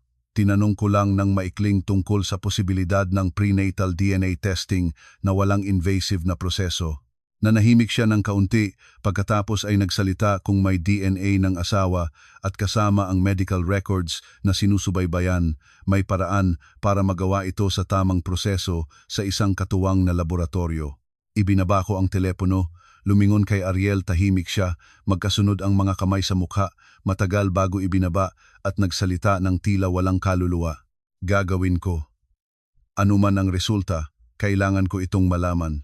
2 araw pagkatapos, dumating ang resulta. Kami ni Ariel ay nakaupo sa isang maliit na coffee shop na nakatago sa dulo ng isang eskinita. Ang sikat ng araw sa labas ay mapula-dilaw sa kalsada. Binuksan ko ang sobre. Ang aking mga mata ay mabilis na lumipas sa mga teknikal na linya pagkatapos tumigil sa huling konklusyon. Binasa ko ito at ang aking buong kamay ay naging malamig, walang ugnayan ng dugo. Ngumanggaw ako. Tiningnan si Ariel, at sa pagsulyap niya sa aking mukha, ay agad niyang naunawaan.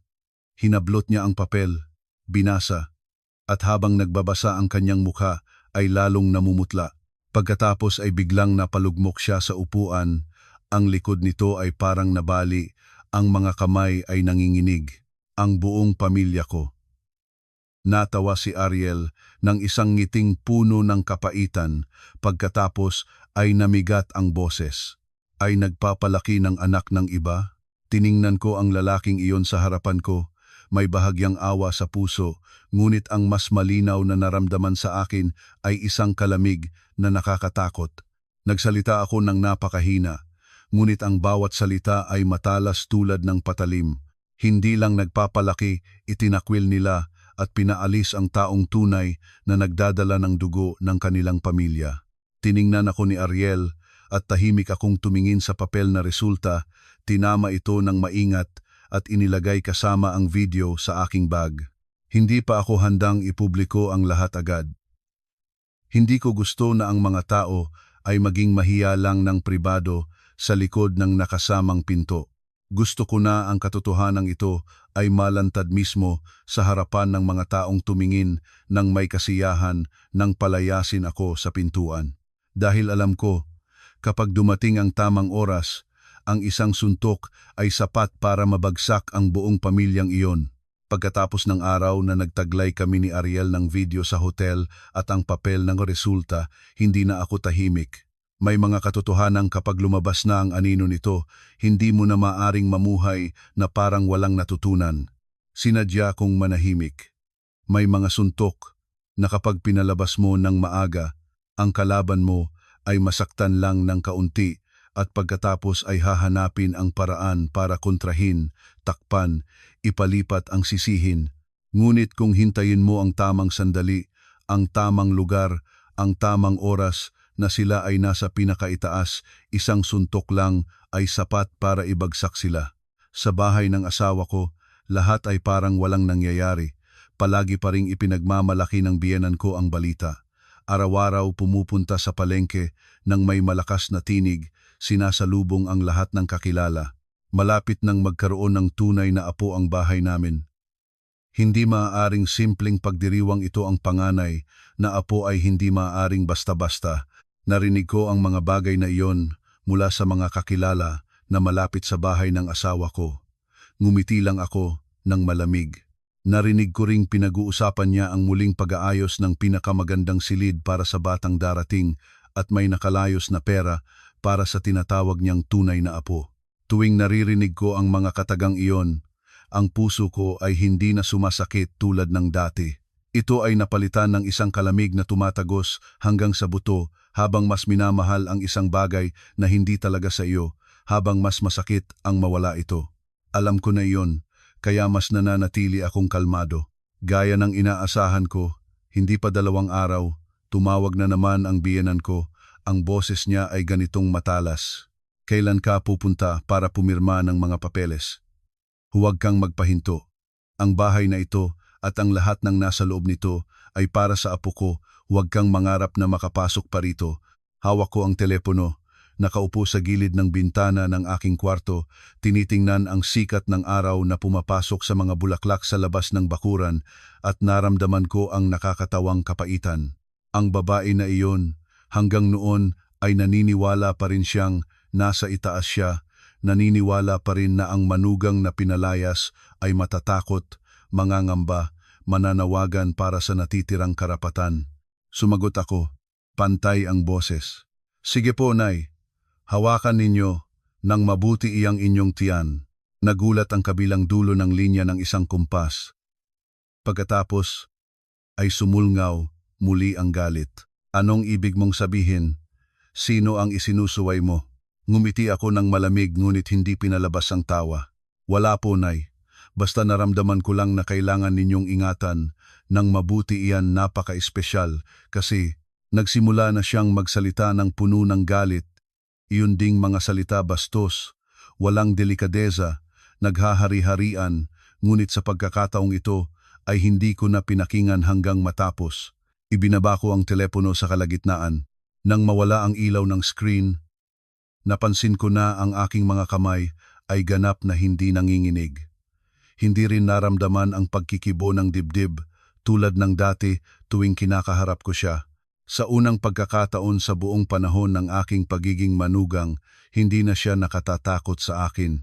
Narinig ko mula sa kakilala na malapit sa bahay ng asawa ko, 1 linggo na ang nakatakda, ang biyenan ko ay magtatayo ng handaan. Ang dahilan ay kaarawan ni Glenda, ngunit ang totoo, para ipagdiwang ang balita ng tiyan sa harapan ng mga kamag-anak. Ibinaba ko ang telepono, nanatili akong tahimik ng matagal, kaya naman dumating na ang tamang panahon. Madaling-madali kong naiisip kung ano ang magiging eksena. Ang biyenan ko ay tiyak na hindi papayagang lumipas ang pagkakataon.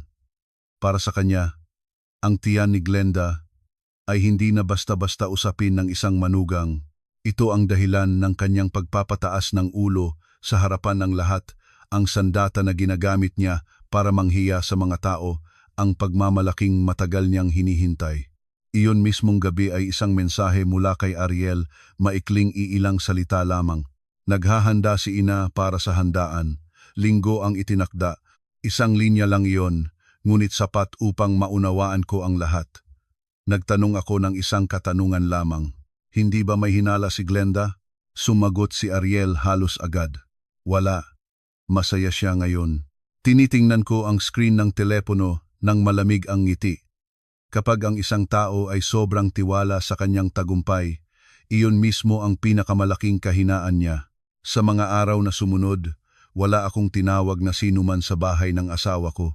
Tahimik na inilatag ko ang lahat, tulad ng paglalagay ng mga pyesa ng chess sa board, ang video sa hotel, ang resulta ng pagsusuri, ang mga karagdagang larawan na lihim na ipinadala ni Ariel. Lahat ay na-back up sa aking telepono, isinipadala sa aking pribadong email, kinopya sa isang maliit na USB at naiprint pa rin bilang reserba. Pagkatapos ng ginawa nilang pagpapaalis sa akin, hindi na ako papayag na maging pabaya kahit sa pinakamaliliit na detalye. Alam ko rin na kailangan naming pilitang lumabas si Darwin Aguilar. Kung kami lang ni Ariel, kung papel at video lang ang mayroon kami, maaari pa ring magnegasyon ang pamilya ng asawa ko. Maaaring sabihin nilang ako ang nagpasimuno ng lahat, na si Ariel ay walang malay na nagseselos, na si Glenda ay nagpunta roon para sa negosyo o pagkakaibigan.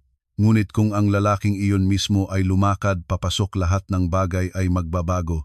Ang katotohanan at ang kahihiyan ay hindi na magkakaroon ng paraan para umurong. Hindi ako direktang nagtawag gamit ang aking sariling numero. Sa tulong ni Carla, nakakuha ako ng email address ng personal assistant ni Darwin Aguilar. Hindi ako nagsulat ng mahabang pagpapaliwanag. Nagpadala lamang ako ng ilang bagay na sapat upang magpagising ng isang tao sa gabi, isang maikling clip mula sa video sa hotel, ang plato ng sasakyan, ang oras ng eksena, at 1 linya lamang. Kung hindi ninyo gusto na ang bagay na ito ay makarating sa mga taong kailangang malaman ito sa mas maingay na paraan, maging naroroon kayo sa linggo sa tamang oras. Walang lantarang pagbabanta, walang pakiusap. Sapat lamang para ang isang taong may katungkulan at kapangyarihan tulad niya ay maunawaan na may isa ng may hawak ng bagay na kailangan niyang itago. Pagkatapos na maipadala ang email na iyon, ang aking mga kamay ay nananatiling kalmado.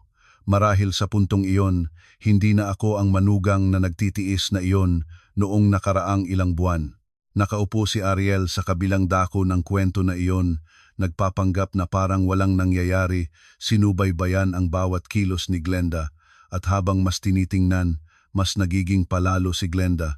Sa isang hapagkainan, habang ginagawan ng espesyal na sabaw ng biyenan ko, inilagay ni Glenda ang kanyang kamay sa tiyan at nagsalita ng medyo patawa. Ang bahay na ito ay dapat mapunta sa aking anak. Sino pa ba ang iba? Ang buong mesa ay nanahimik. Ang biyenan ko ay hindi nagalit na tawa pa. Tama iyan. Ang bahay na ito ay may tunay na apo. Sino pa ang ibibigay dito? Nang isinalaysay ito ni Ariel sa akin, nakita ko na lang ang boses niya sa mga salita ng aking isipan. Ang babaeng iyon ay tunay na ginawa ang buong tahanan bilang entablado ng kanyang palabas. Ang pinakakatakot-takot ay hindi ang pagiging mapagsamantala niya, kundi ang katotohanang nasa kanyang tiyan ang anak ng iba, nagtatamasa ng pagkain ng pamilya ng asawa niya, nakikinig sa biyenan nito, na nag-iingat ng ari-arian para sa batang iyon at ang kanyang mukha ay walang kahit na anong pagbabago. Si Edgar naman, pagkatapos ng ilang araw na katahimikan ay nagsimulang hindi makaupo ng tahimik. Marahil ay naramdaman na niya na kakaiba na ang hangin sa bahay o hindi man lang ay napansin niya na ang pag-aalis ko nang may maleta, walang nagsara ng pintuan para mahawakan ako ay kaibang-kaiba kaysa sa dati nilang mga alitan. Tumawag siya sa akin isang gabi pagkatapos kong uminom ng gatas, ang kanyang tinig ay mababa, wala na ang dating malamig na ugali noong pinaalis nila ako. Maria, baka umuwi ka na. Nasabi lang ng ina ko ng ganoon dahil nagagalit. Hindi na maganda ang manatili ka sa inyong bahay ng matagal. Nanatiling tahimik ako ng ilang segundo pagkatapos nagtanong, babalik ako para sa ano? Tahimik sa kabilang dulo. Ngumiti ako ng malamig, dahan-dahang nagpatuloy, para alagaan ang anak ng iba. Narinig ko ang malakas na paghinga ni Edgar na huminto sa gulat, hindi na ang dating walang malasakit na katahimikan, kundi ang katahimikan ng isang taong nagtamaan nang hindi niya inaasahan. Nagsimula siyang magsalita ng pabuo-buo. Hindi ka. Saan mo pa nakuha iyan? Hindi ko sinagot ang tanong na iyon. Nagsabi lang ako ng isang pangungusap bago ibinaba ang telepono. Tanungin mo ang iyong ina at hipag. Baka hindi ka ang huli na tinatrato na tanga sa bahay na iyon. Pagkatapos ng tawag na iyon, si Edgar ay hindi agad tumawag ulit. Ngunit alam ko na ang unang butil ng pagdududa ay natulog na sa kanyang ulo. Kapag nagsimula ng magalinlangan ang isang lalaki, ang mga detalyeng dati ay nilaktawan niya ay babalik at alingaw-ngaw sa kanyang isipan ng kusa. Isang tingin na umiiwas, isang tawag na lihim, isang kaibang pangalan sa telepono, lahat ay mahanap ang paraan para lumabas. Nagkita kami ni Ariel ng isa pang beses sa parehong coffee shop, walang mahabang salita. Sa mesa ay 2 baso na halos hindi na alab at ang isang sobre na may resulta. Binuksan ko ang telepono para ipakita muli sa kanya ang video sa hotel. Naglagay siya sa mesa ng ilang bagong larawan na lihim niyang nakuha si Glenda na nakapasok sa isang sasakyan kasama ang isang kaibang lalaki. 2 tao mula sa magkaibang panig ng nasugatan ng pamilyang iyon. Sa huli ay nagsisilbing magkakasama na nagtitistis ng bawat piraso ng katotohanan na dati ay inililibing. Hindi kami agad nagpalabas, ngunit mula ng araw na iyon, inihanda ko ng mabuti ang lahat ng bagay. Ang video, ang resulta ng pagsusuri, ang mga mensahe, ang mga tawag, lahat ay maingat na naitago. Alam ko rin ang isang bagay. Ang pamilyang iyon ay mahilig sa reputasyon, mahilig mag-show off, mahilig itayo ang pagpapakita ng kahusayan sa harapan ng mga kamag-anak at kapitbahay. Kaya naman ang katotohanan ay kailangan itong malantad mismo sa harapan ng mga taong iyon para maging sapat ang epekto. Tulad ng inaasahan ko, ng hapon ng linggo na iyon, ang bahay ng asawa ko ay mas puno kaysa karaniwang araw. Mula pa sa dulo ng eskinita ay narinig ko na ang maingay na usapan, ang mga sasakyan na nakaparada sa magkabilang bahagi, ang mga plato at pinggan na nagtatampisaw sa bakuran. Ang biyenan ko ay tunay na hindi pinabayaan ang pagkakataon. Nagdahilan ng kaarawan ni Glenda, ngunit bawat pumasok sa bahay ay narinig nila ng paulit-ulit ang isang pangungusap na ang handaang ito ay hindi lang para sa bagong taon ng kaarawan, kundi para ipaalam sa mga kamag-anak ang magandang balita ng pamilya. Dumating ako sa lugar nang puno na ang bakuran ng tao. Ilang plastik na mesa ang magkadikit, may pulutong ng prutas sa gitna, ang birthday cake ay nasa malaking mesa sa loob ng sala. Si Glenda ay nakaupo sa pinakamagandang lugar. Suot siya ng kulay rosas na maluwag na damit para sa buntis. Maingat ang pag-aayos ng mukha, bahagya ang pagkukulot ng buhok, isang kamay sa tiyan, parang natatakot na hindi makita ng iba.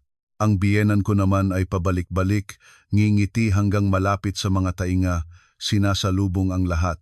Ang anak ni Glenda sa bahay namin, kaarawan at magandang balita, doble ang kasiyahan.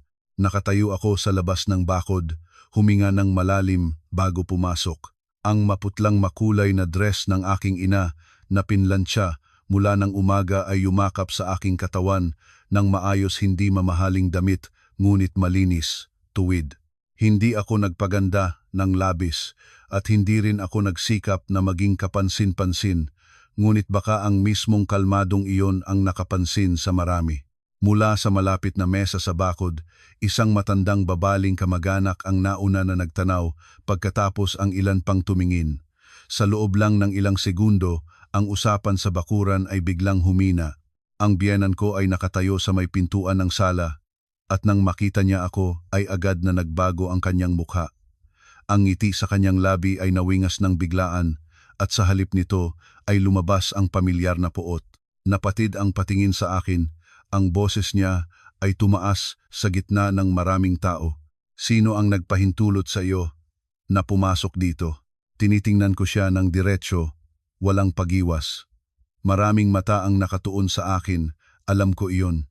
Ngunit sa pagkakataong ito, wala na akong pakiramdam ng hiya o takot tulad ng dati tuwing sinisigawan niya ako.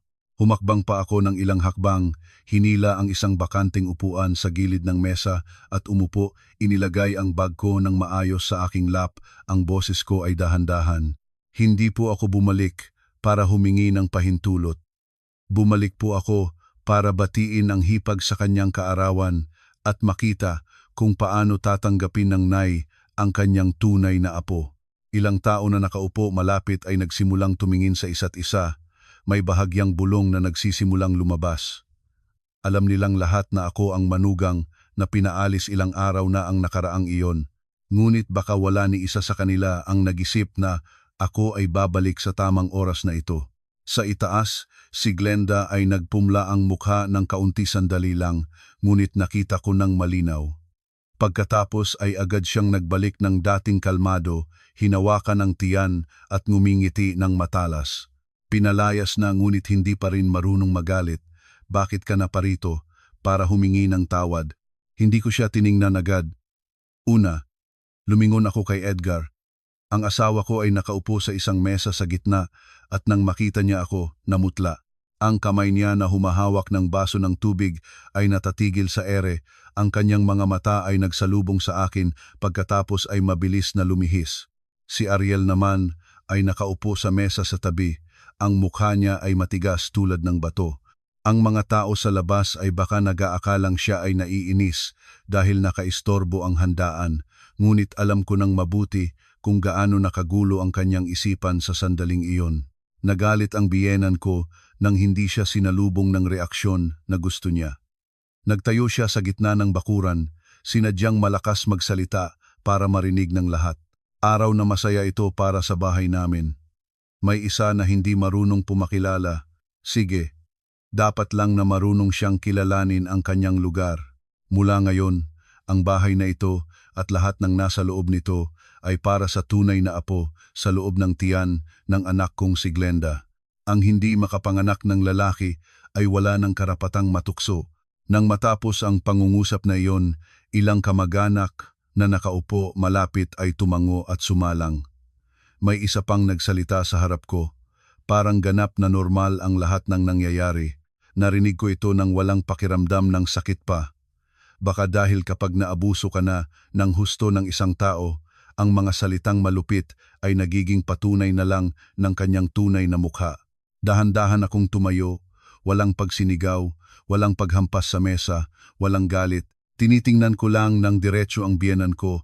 Pagkatapos binibitawan ang boses, sapat lang ang lakas, sapat ang linaw, mula ulo ng bakuran hanggang loob ng sala ay maririnig ang bawat salita. Sigurado po ba kayo, Nay? Ang tiyang iyon, apo ninyo iyon? Parang nag-freeze ang hangin ng sandali. Isang kutsara ang nahulog sa sahig na nagpatunog ng ingay. May isa na nagbubuhos ng tubig na biglang huminto ang kamay. Si Glenda ay parang hinugot ng malakas. Ang kamay na nakalagay sa tiyan ay biglang nagingat. Si Edgar ay lumingon sa akin ng mabilis, malaki ang mga mata. Si Ariel naman, malinaw ko itong nakita, ang mga ugat na asul ay lumabas sa mukha ng kanyang kamay habang naninikip ang mga daliri sa itaas ng upuan.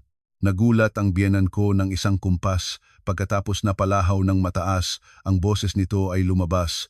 Ano ba? Loka-loka ka ba? Anong sinasabi mo? Gustong sirain ang aming handaan? Hindi ako sumagot. Binuksan ko ang aking bag, kinuha ang aking telepono at inilagay ito ng pababa sa mesa sa harapan ng lahat. Dahan-dahan ang kilos ko hanggang lahat sa bakuran ay sumunod lang ang mga mata. Pagkatapos, ngumangaw ako sa biyenan ko, pagkatapos kay Glenda, pagkatapos sa buong bahay na pinalaya sa akin ilang araw na ang nakaraang iyon at nagsalita ng isa-isang salita, malamig at malinaw. Hindi ko pa sinira-sira ang kahit ano. Ang sisiraing bahay na ito ay nakaupo mismo dito. Biglang tumayo si Glenda. Ang boses nito ay tumaas. Sino ang tinutukoy mo? Hindi ko pa siya tiningnan. Ang daliri ko ay nakakapit na sa screen ng telepono, handa na.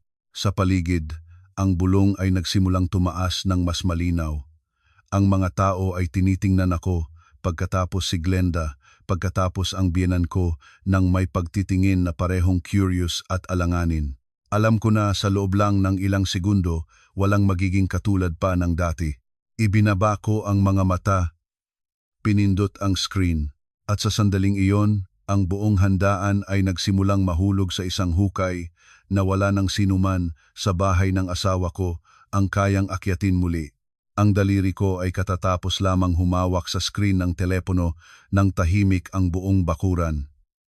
Hindi na ako nagdagdag ng salita, itinuro ko lang ang screen palapit sa mga tao at pinindot ang play.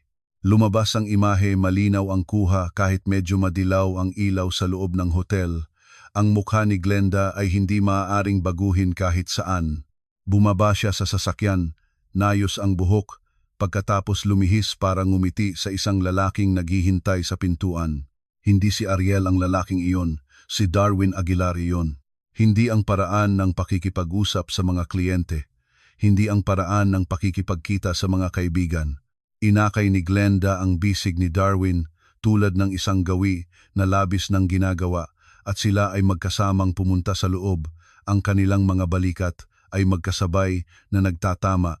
May isang bahagi kung saan si Glenda ay bahagyang humiling sa balikat ni Darwin tulad ng isang ugali na sobra ng pamilyar.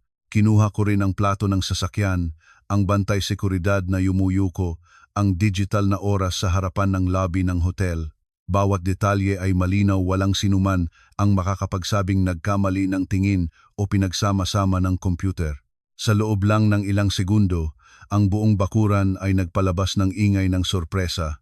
Isang matandang kamag-anak na nakaupo malapit sa pintuan ay nagbukas ng malaki ang mga mata, tinakpan ang bibig. Diyos ko, iyan ay lantarang panloloko. Isang lalaki sa table sa tabi ay bumaba ang boses, ngunit sapat para marinig, kaya pala pinaalis ang buntis na manugang. Nagpapalaki pala sila ng bomba. Biglang tumayo si Glenda, ang kanyang upuan sa likod ay natulak ng malakas sa sahig, nagpatunog ng matunog na ingay. Malakas siyang nagsalita, "Patayin mo iyan. Binubuo mo lang iyan para mapanirang puri ako." Sabay na lumakad pasulong para kunin ang aking telepono. Ngunit bago pa man siya makarating sa kalahating daan, si Ariel ay nakatayo na. Mabilis siyang tumayo, halos natulog ang mesa sa harapan niya, ang mga mata ay puno ng galit na tumagos sa kaibuturan. "Hawakan mo pa ang telepono na iyan, at ipapalis kita ngayon din." Iyon ang unang pagkakataon na nakita ko si Ariel na nagpakita ng tunay niyang sarili, isang lalaking naharap na sa pinakailalim, wala ng pag-iingat na katahimikan. Nakatayo siya roon tulad ng isang lubid na hinila hanggang malapit ng pumutok. Natigilan si Glenda. Nanginginig ang labi niya, ngunit sa loob lang ng ilang segundo ay bumalik ang kanyang pamilyar na mukha ng isang mahusay na artista. Niyakap niya ang kanyang tiyan at nagluha ng malakas. Pagkatapos itinuturo ang daliri sa akin. "Ikaw ang nagsimula nito. Dahil sa iyo ay sinasaktan mo ang lahat. Kasi pinaalis ka, nagalit ka, gusto mong sirain ang lahat ng tao." Tinitingnan ko siya na umiiyak at naramdaman ko lamang ang nakakatawa. Kung ilang buwan na ang nakaraang iyon, baka natakot pa ako sa ganitong klase ng pag-iyak at pagdadampi. Ngunit ngayon, hindi na. Iniabot ko ang kamay ko sa bag, Kinuha ang sobre na matagal na nakahanda at inilagay sa mesa sa gitna ng bakuran sa harapan ng lahat. Ang tunog ng papel na nakakabit sa mesa ay tuyo at maingat, ngunit sa hangin ng lugar na iyon ay parang isang malakas na halina.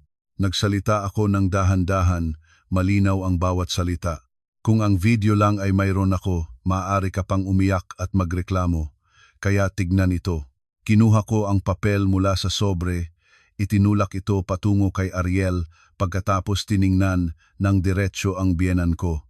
Ito ang resulta ng pagkukumpara ng DNA ni Ariel at ng bata sa loob ng tiyan niya. Walang ugnayan ng dugo. Ang buong bakuran ay naging parang natigil ang oras.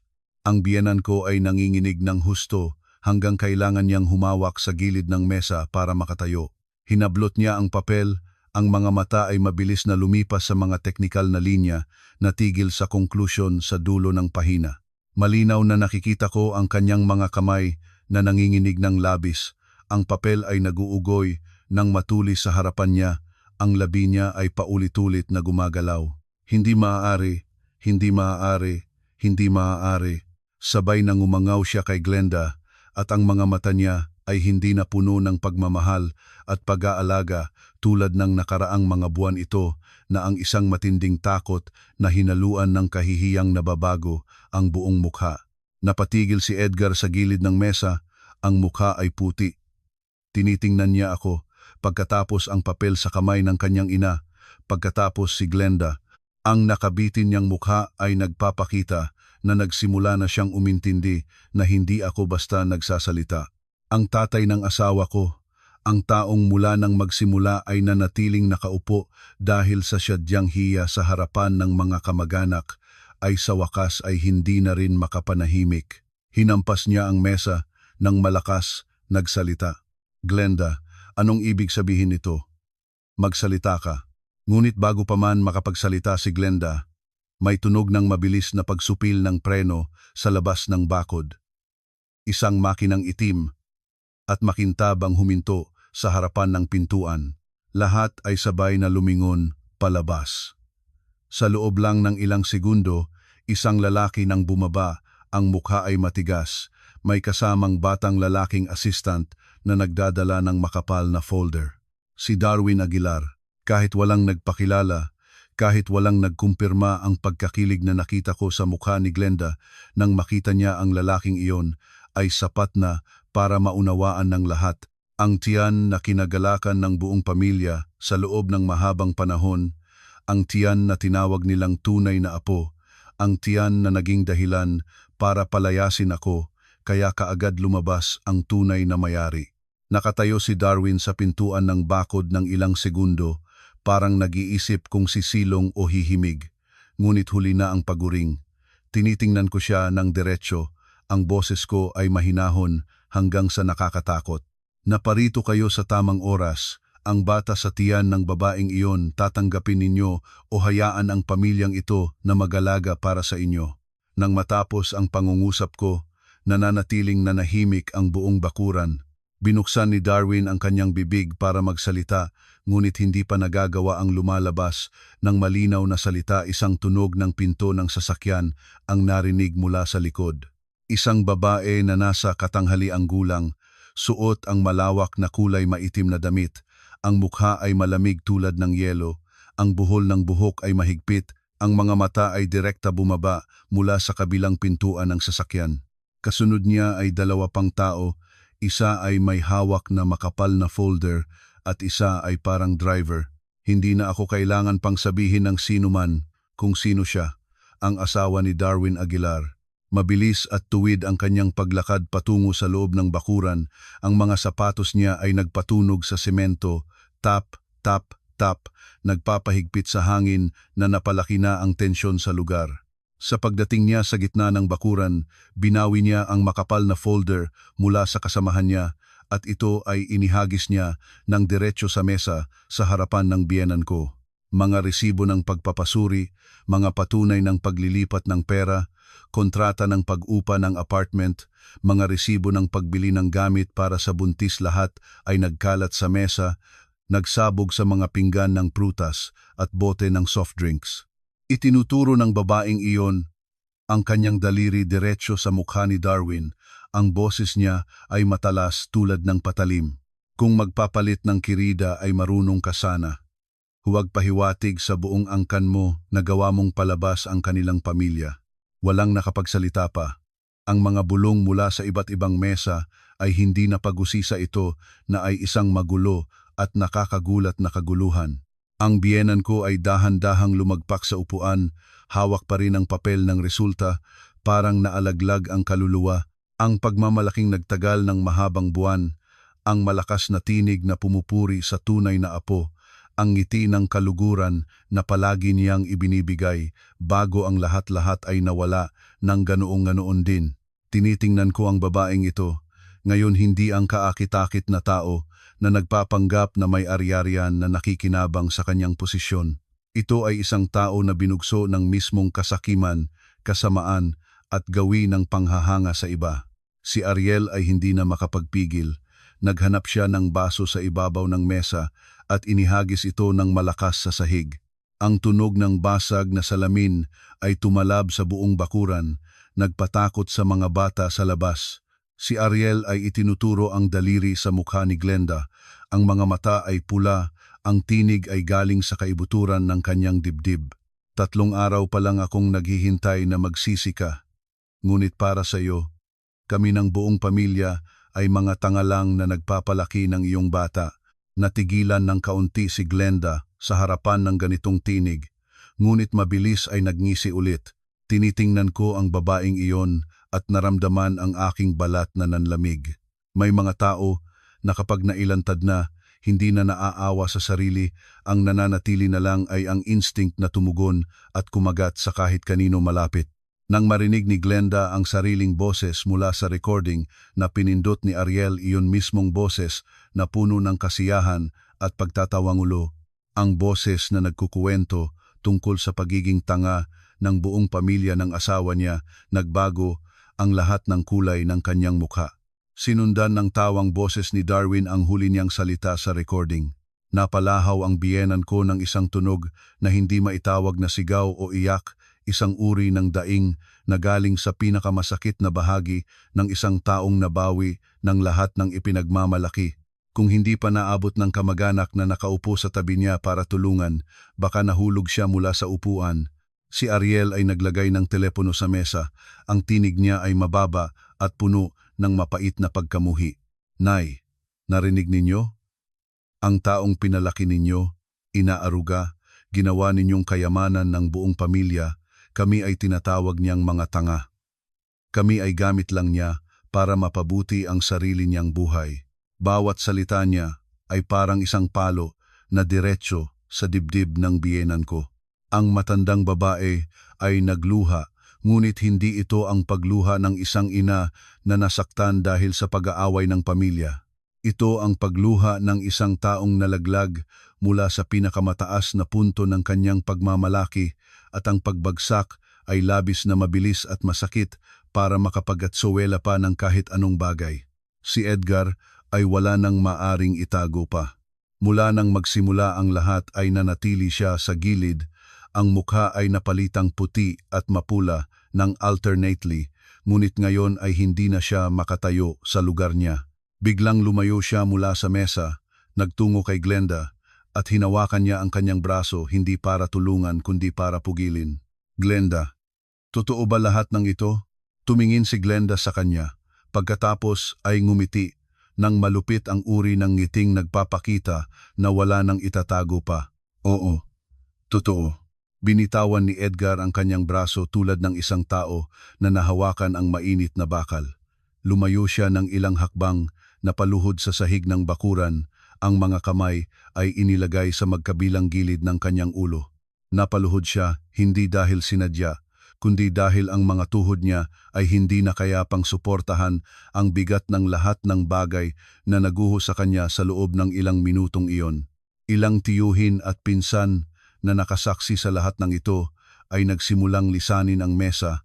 Ang ilan ay tahimik na naglabas ng telepono, hindi sigurado kung nagre-record o nagtatawag para sa tulong. Ang iba ay nanatiling nakatigil, hindi makagalaw, na parang pinanood ang isang aksidente na hindi mo maaaring alisin ang paningin. Ang biyenan ko ay sa wakas ay nakatindig mula sa pagkakaupo, ngunit kakaiba ang kanyang kilos. Nawala ang dating tikas. Nawala ang dating kapangyarihan. Ang paglakad niya patungo sa akin ay paglakad ng isang tao na wala ng lakas, ngunit patuloy pa ring gumagalaw dahil wala ng ibang magagawa.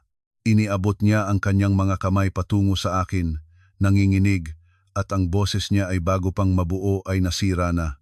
Maria, anak, bumalik ka na. Ikaw ang tunay na may anak ng pamilya namin. Ang nasa loob ng iyong tiyan iyon, ang tunay na apo ko. Tinitingnan ko ang mga kamay na iyon, ang parehong mga kamay na itinuturo sa akin ilang araw na ang nakaraang iyon para palayasin ako. Ang parehong mga kamay na ginagamit para kumilos ng may kapangyarihan sa loob ng bahay na iyon sa loob ng mahabang panahon. Ngayon ay nanginginig ang mga kamay na iyon, naghahanap ng bato kung saan maaaring kumapit. Umurong ako ng isang hakbang, hindi mabilis, hindi marahas, tahimik at tiyak. Tinitingnan ko ang biyenan ko ng diretso. Walang galit sa aking mga mata. Walang luha, isang malinaw na katahimikan ng isang taong nagdesisyon na nang matagal na. Nay, hindi nangangailangan ng lola ang aking anak para maramdamang mahalaga siya. Natigilan ang biyenan ko. Ang mga kamay niya ay nanatili sa ere, pagkatapos ay dahan-dahang bumagsak sa gilid ng kanyang katawan. Ilang tiyahin na nakatayo malapit ay narinig ang sinabi ko. Isang matandang tita ay lumingon kay Neneng Reyes pagkatapos lumingon sa akin at ang tinig niya ay mahinahon ngunit puno ng kahulugan. Oo nga, ano ang ginawa mo sa babaeng ito? Pinaalis mo ang tunay na nagdadala ng dugo ng pamilyo para panatilihin ang bata ng iba. Magsisi ka. Ang mga salitang iyon mula sa sariling kamag-anak ni Neneng ay mas masakit pa sa lahat ng maaaring sabihin ko. Sa gitna ng lahat ng kaguluhan, ang iyak ng biyenan ko, ang panghihina ni Edgar, ang katahimikan ni Ariel na puno ng mapait na kapayapaan pagkatapos ng lahat ng naranasan, ang pagalis ng mga bisita na isa-isa dahan-dahan akong naglabas ng isa pang sobre mula sa aking bag. Inilagay ko ito sa mesa ng tahimik. Sa loob ang aking lagdaang kahilingan ng diborsyo. Isang kopya ng mga nai-record na mensahe ng biyenan ko na nanginsulto at nagpalayag sa akin at ang nakaprint na transcript ng tawag na pinagmamalaki niya ang pagpapaalis sa akin. Hindi ko ito itinataas para ipakita sa lahat. Inilagay ko lang ito roon. Dahil sa sandaling iyon, pagkatapos ng lahat ng naganap, walang sinuman ang mag-aakala na naparito ako para umiyak o manawagan. Lumingon ako kay Edgar, na nakaupo pa rin sa sahig. Ang buhok ay gulo, ang dibdib ay pabilis-bilis ang paghinga. Nagsalita ako ng dahan-dahan, malinaw, isang salita sa isang salita tulad ng isang tao na hinuhubaran ang bawat layer. Hindi ka lang isang asawang duwag. Ikaw ay ang klase ng lalaki na personal na itinulak ang kanyang buntis na asawa palabas ng pintuan para lang mapayapa ang kanyang ina. Nagmukhang kinulam si Edgar. Ang mga taong pumigil sa kanya kanina ay unti-unting nagbitiw ng mga kamay. Hindi ako huminto. Nang umuwi ako mula sa doktor at nalaman na babae ang ating anak, ikaw ay tahimik na nakatayo habang sinasabihan ako ng iyong ina at hipag ng pinakamasasakit na salita. Nang kinuha ko ang aking maleta para lumabas, hindi ka pumigil. Hindi ka nagsalita ng makatarungan kahit isang beses. Ngayon na nalantad na ang lahat, ano ang gagawin mo? Magsasabi ka bang isa ka ring biktima? Tumingin sa akin si Edgar, ang labi niya ay gumagalaw ngunit walang lumalabas na salita. Pagkatapos ay biglaan mismo sa harapan ng lahat ng mga kamag-anak, ng mga kapitbahay, ng lahat ng naroroon para sa handaan, napaluhod siya ng ganap, hindi ang pagupo sa sahig. Napaluhod talaga, ang magkabilang tuhod sa malamig na semento ng bakuran. Ang ganoong tagpo ay nagpabago ng lahat ng natitirang ingay sa lugar, kahit ang mga bumubulong ay biglang nanahimik. Ang boses ni Edgar ay nabali habang nagsasalita.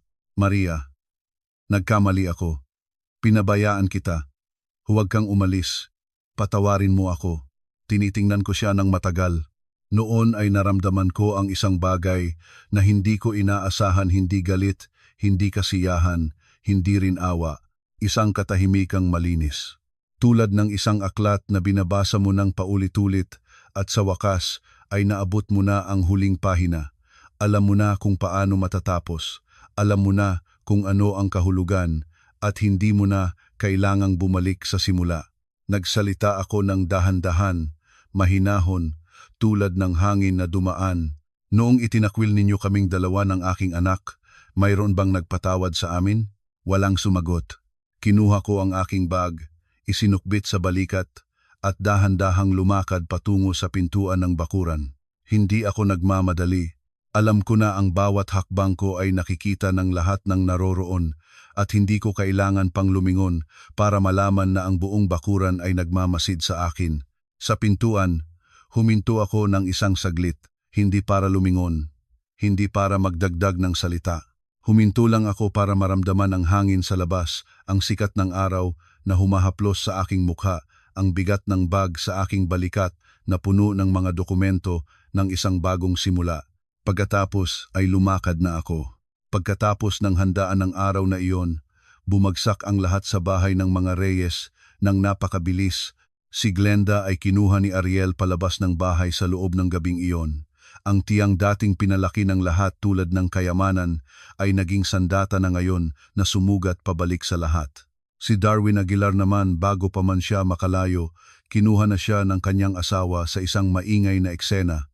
Narinig ko mula sa mga kakilala na pagkatapos ng pangyayari, ang pangalan niya ay naging paksa ng mga bulong sa kanyang industriya. Ang reputasyong itinayo niya sa mahabang panahon ay bumagsak sa loob lang ng ilang araw. Ang biyenan ko ay halos hindi na lumabas ng bahay.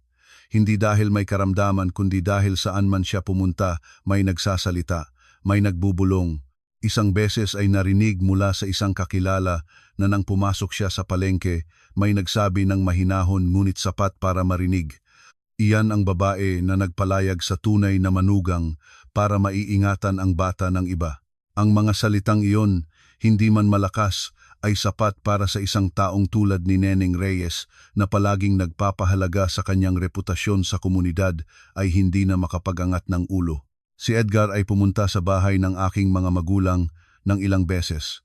Isang beses ay nakatayo siya sa labas ng bakod ng matagal, hawak ang isang maliit na bag ng mga bitamina.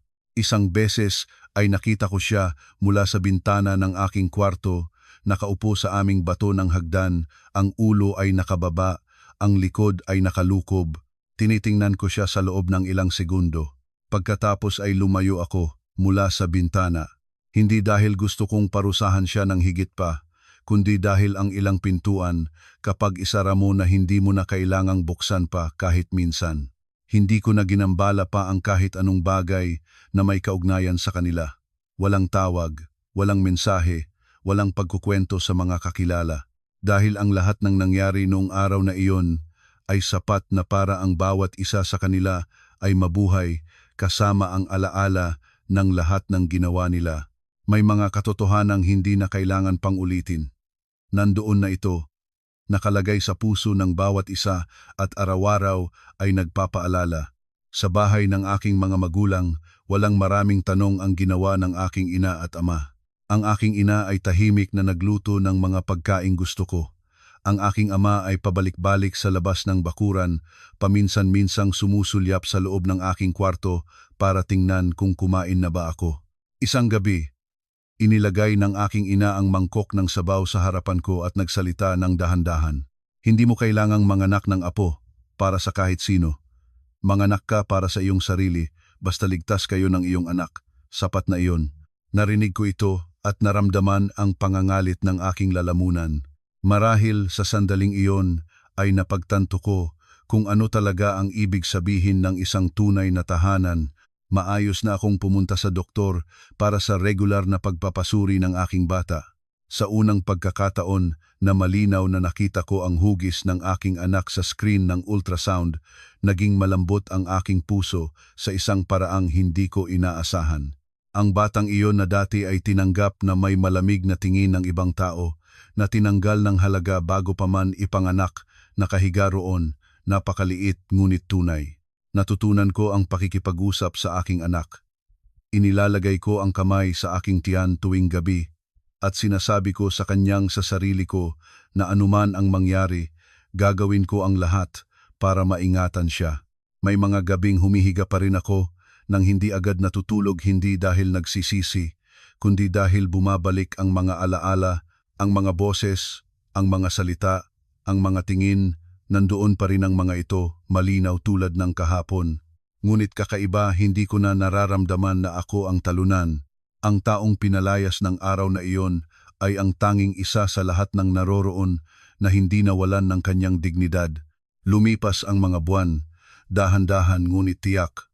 Lumaki ang aking tiyan, habang mas lumaki, mas lumago rin ang pakiramdam ko ng katahimikan sa loob ko.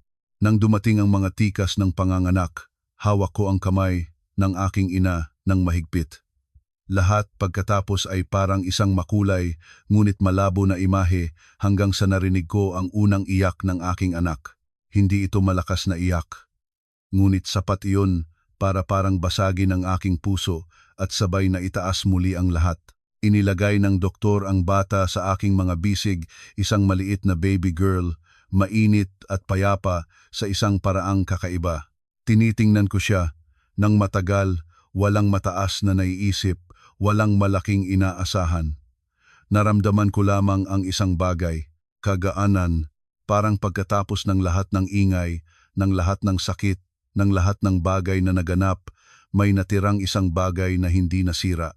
Binigyan ko ng pangalan ang aking anak na babae na Sofia Ann, hindi dahil espesyal ang pangalan, kundi dahil gusto ko na sa tuwing tatawagin ko siya, aalalahanin ko na ang kapayapaan sa puso ay ang pinakamahalagang bagay na maaring pangalagaan ng isang tao. Ang isang tahanang walang sigaw, walang pakana, walang mga matang puno ng paghamak, iyon ang tunay na tahanan.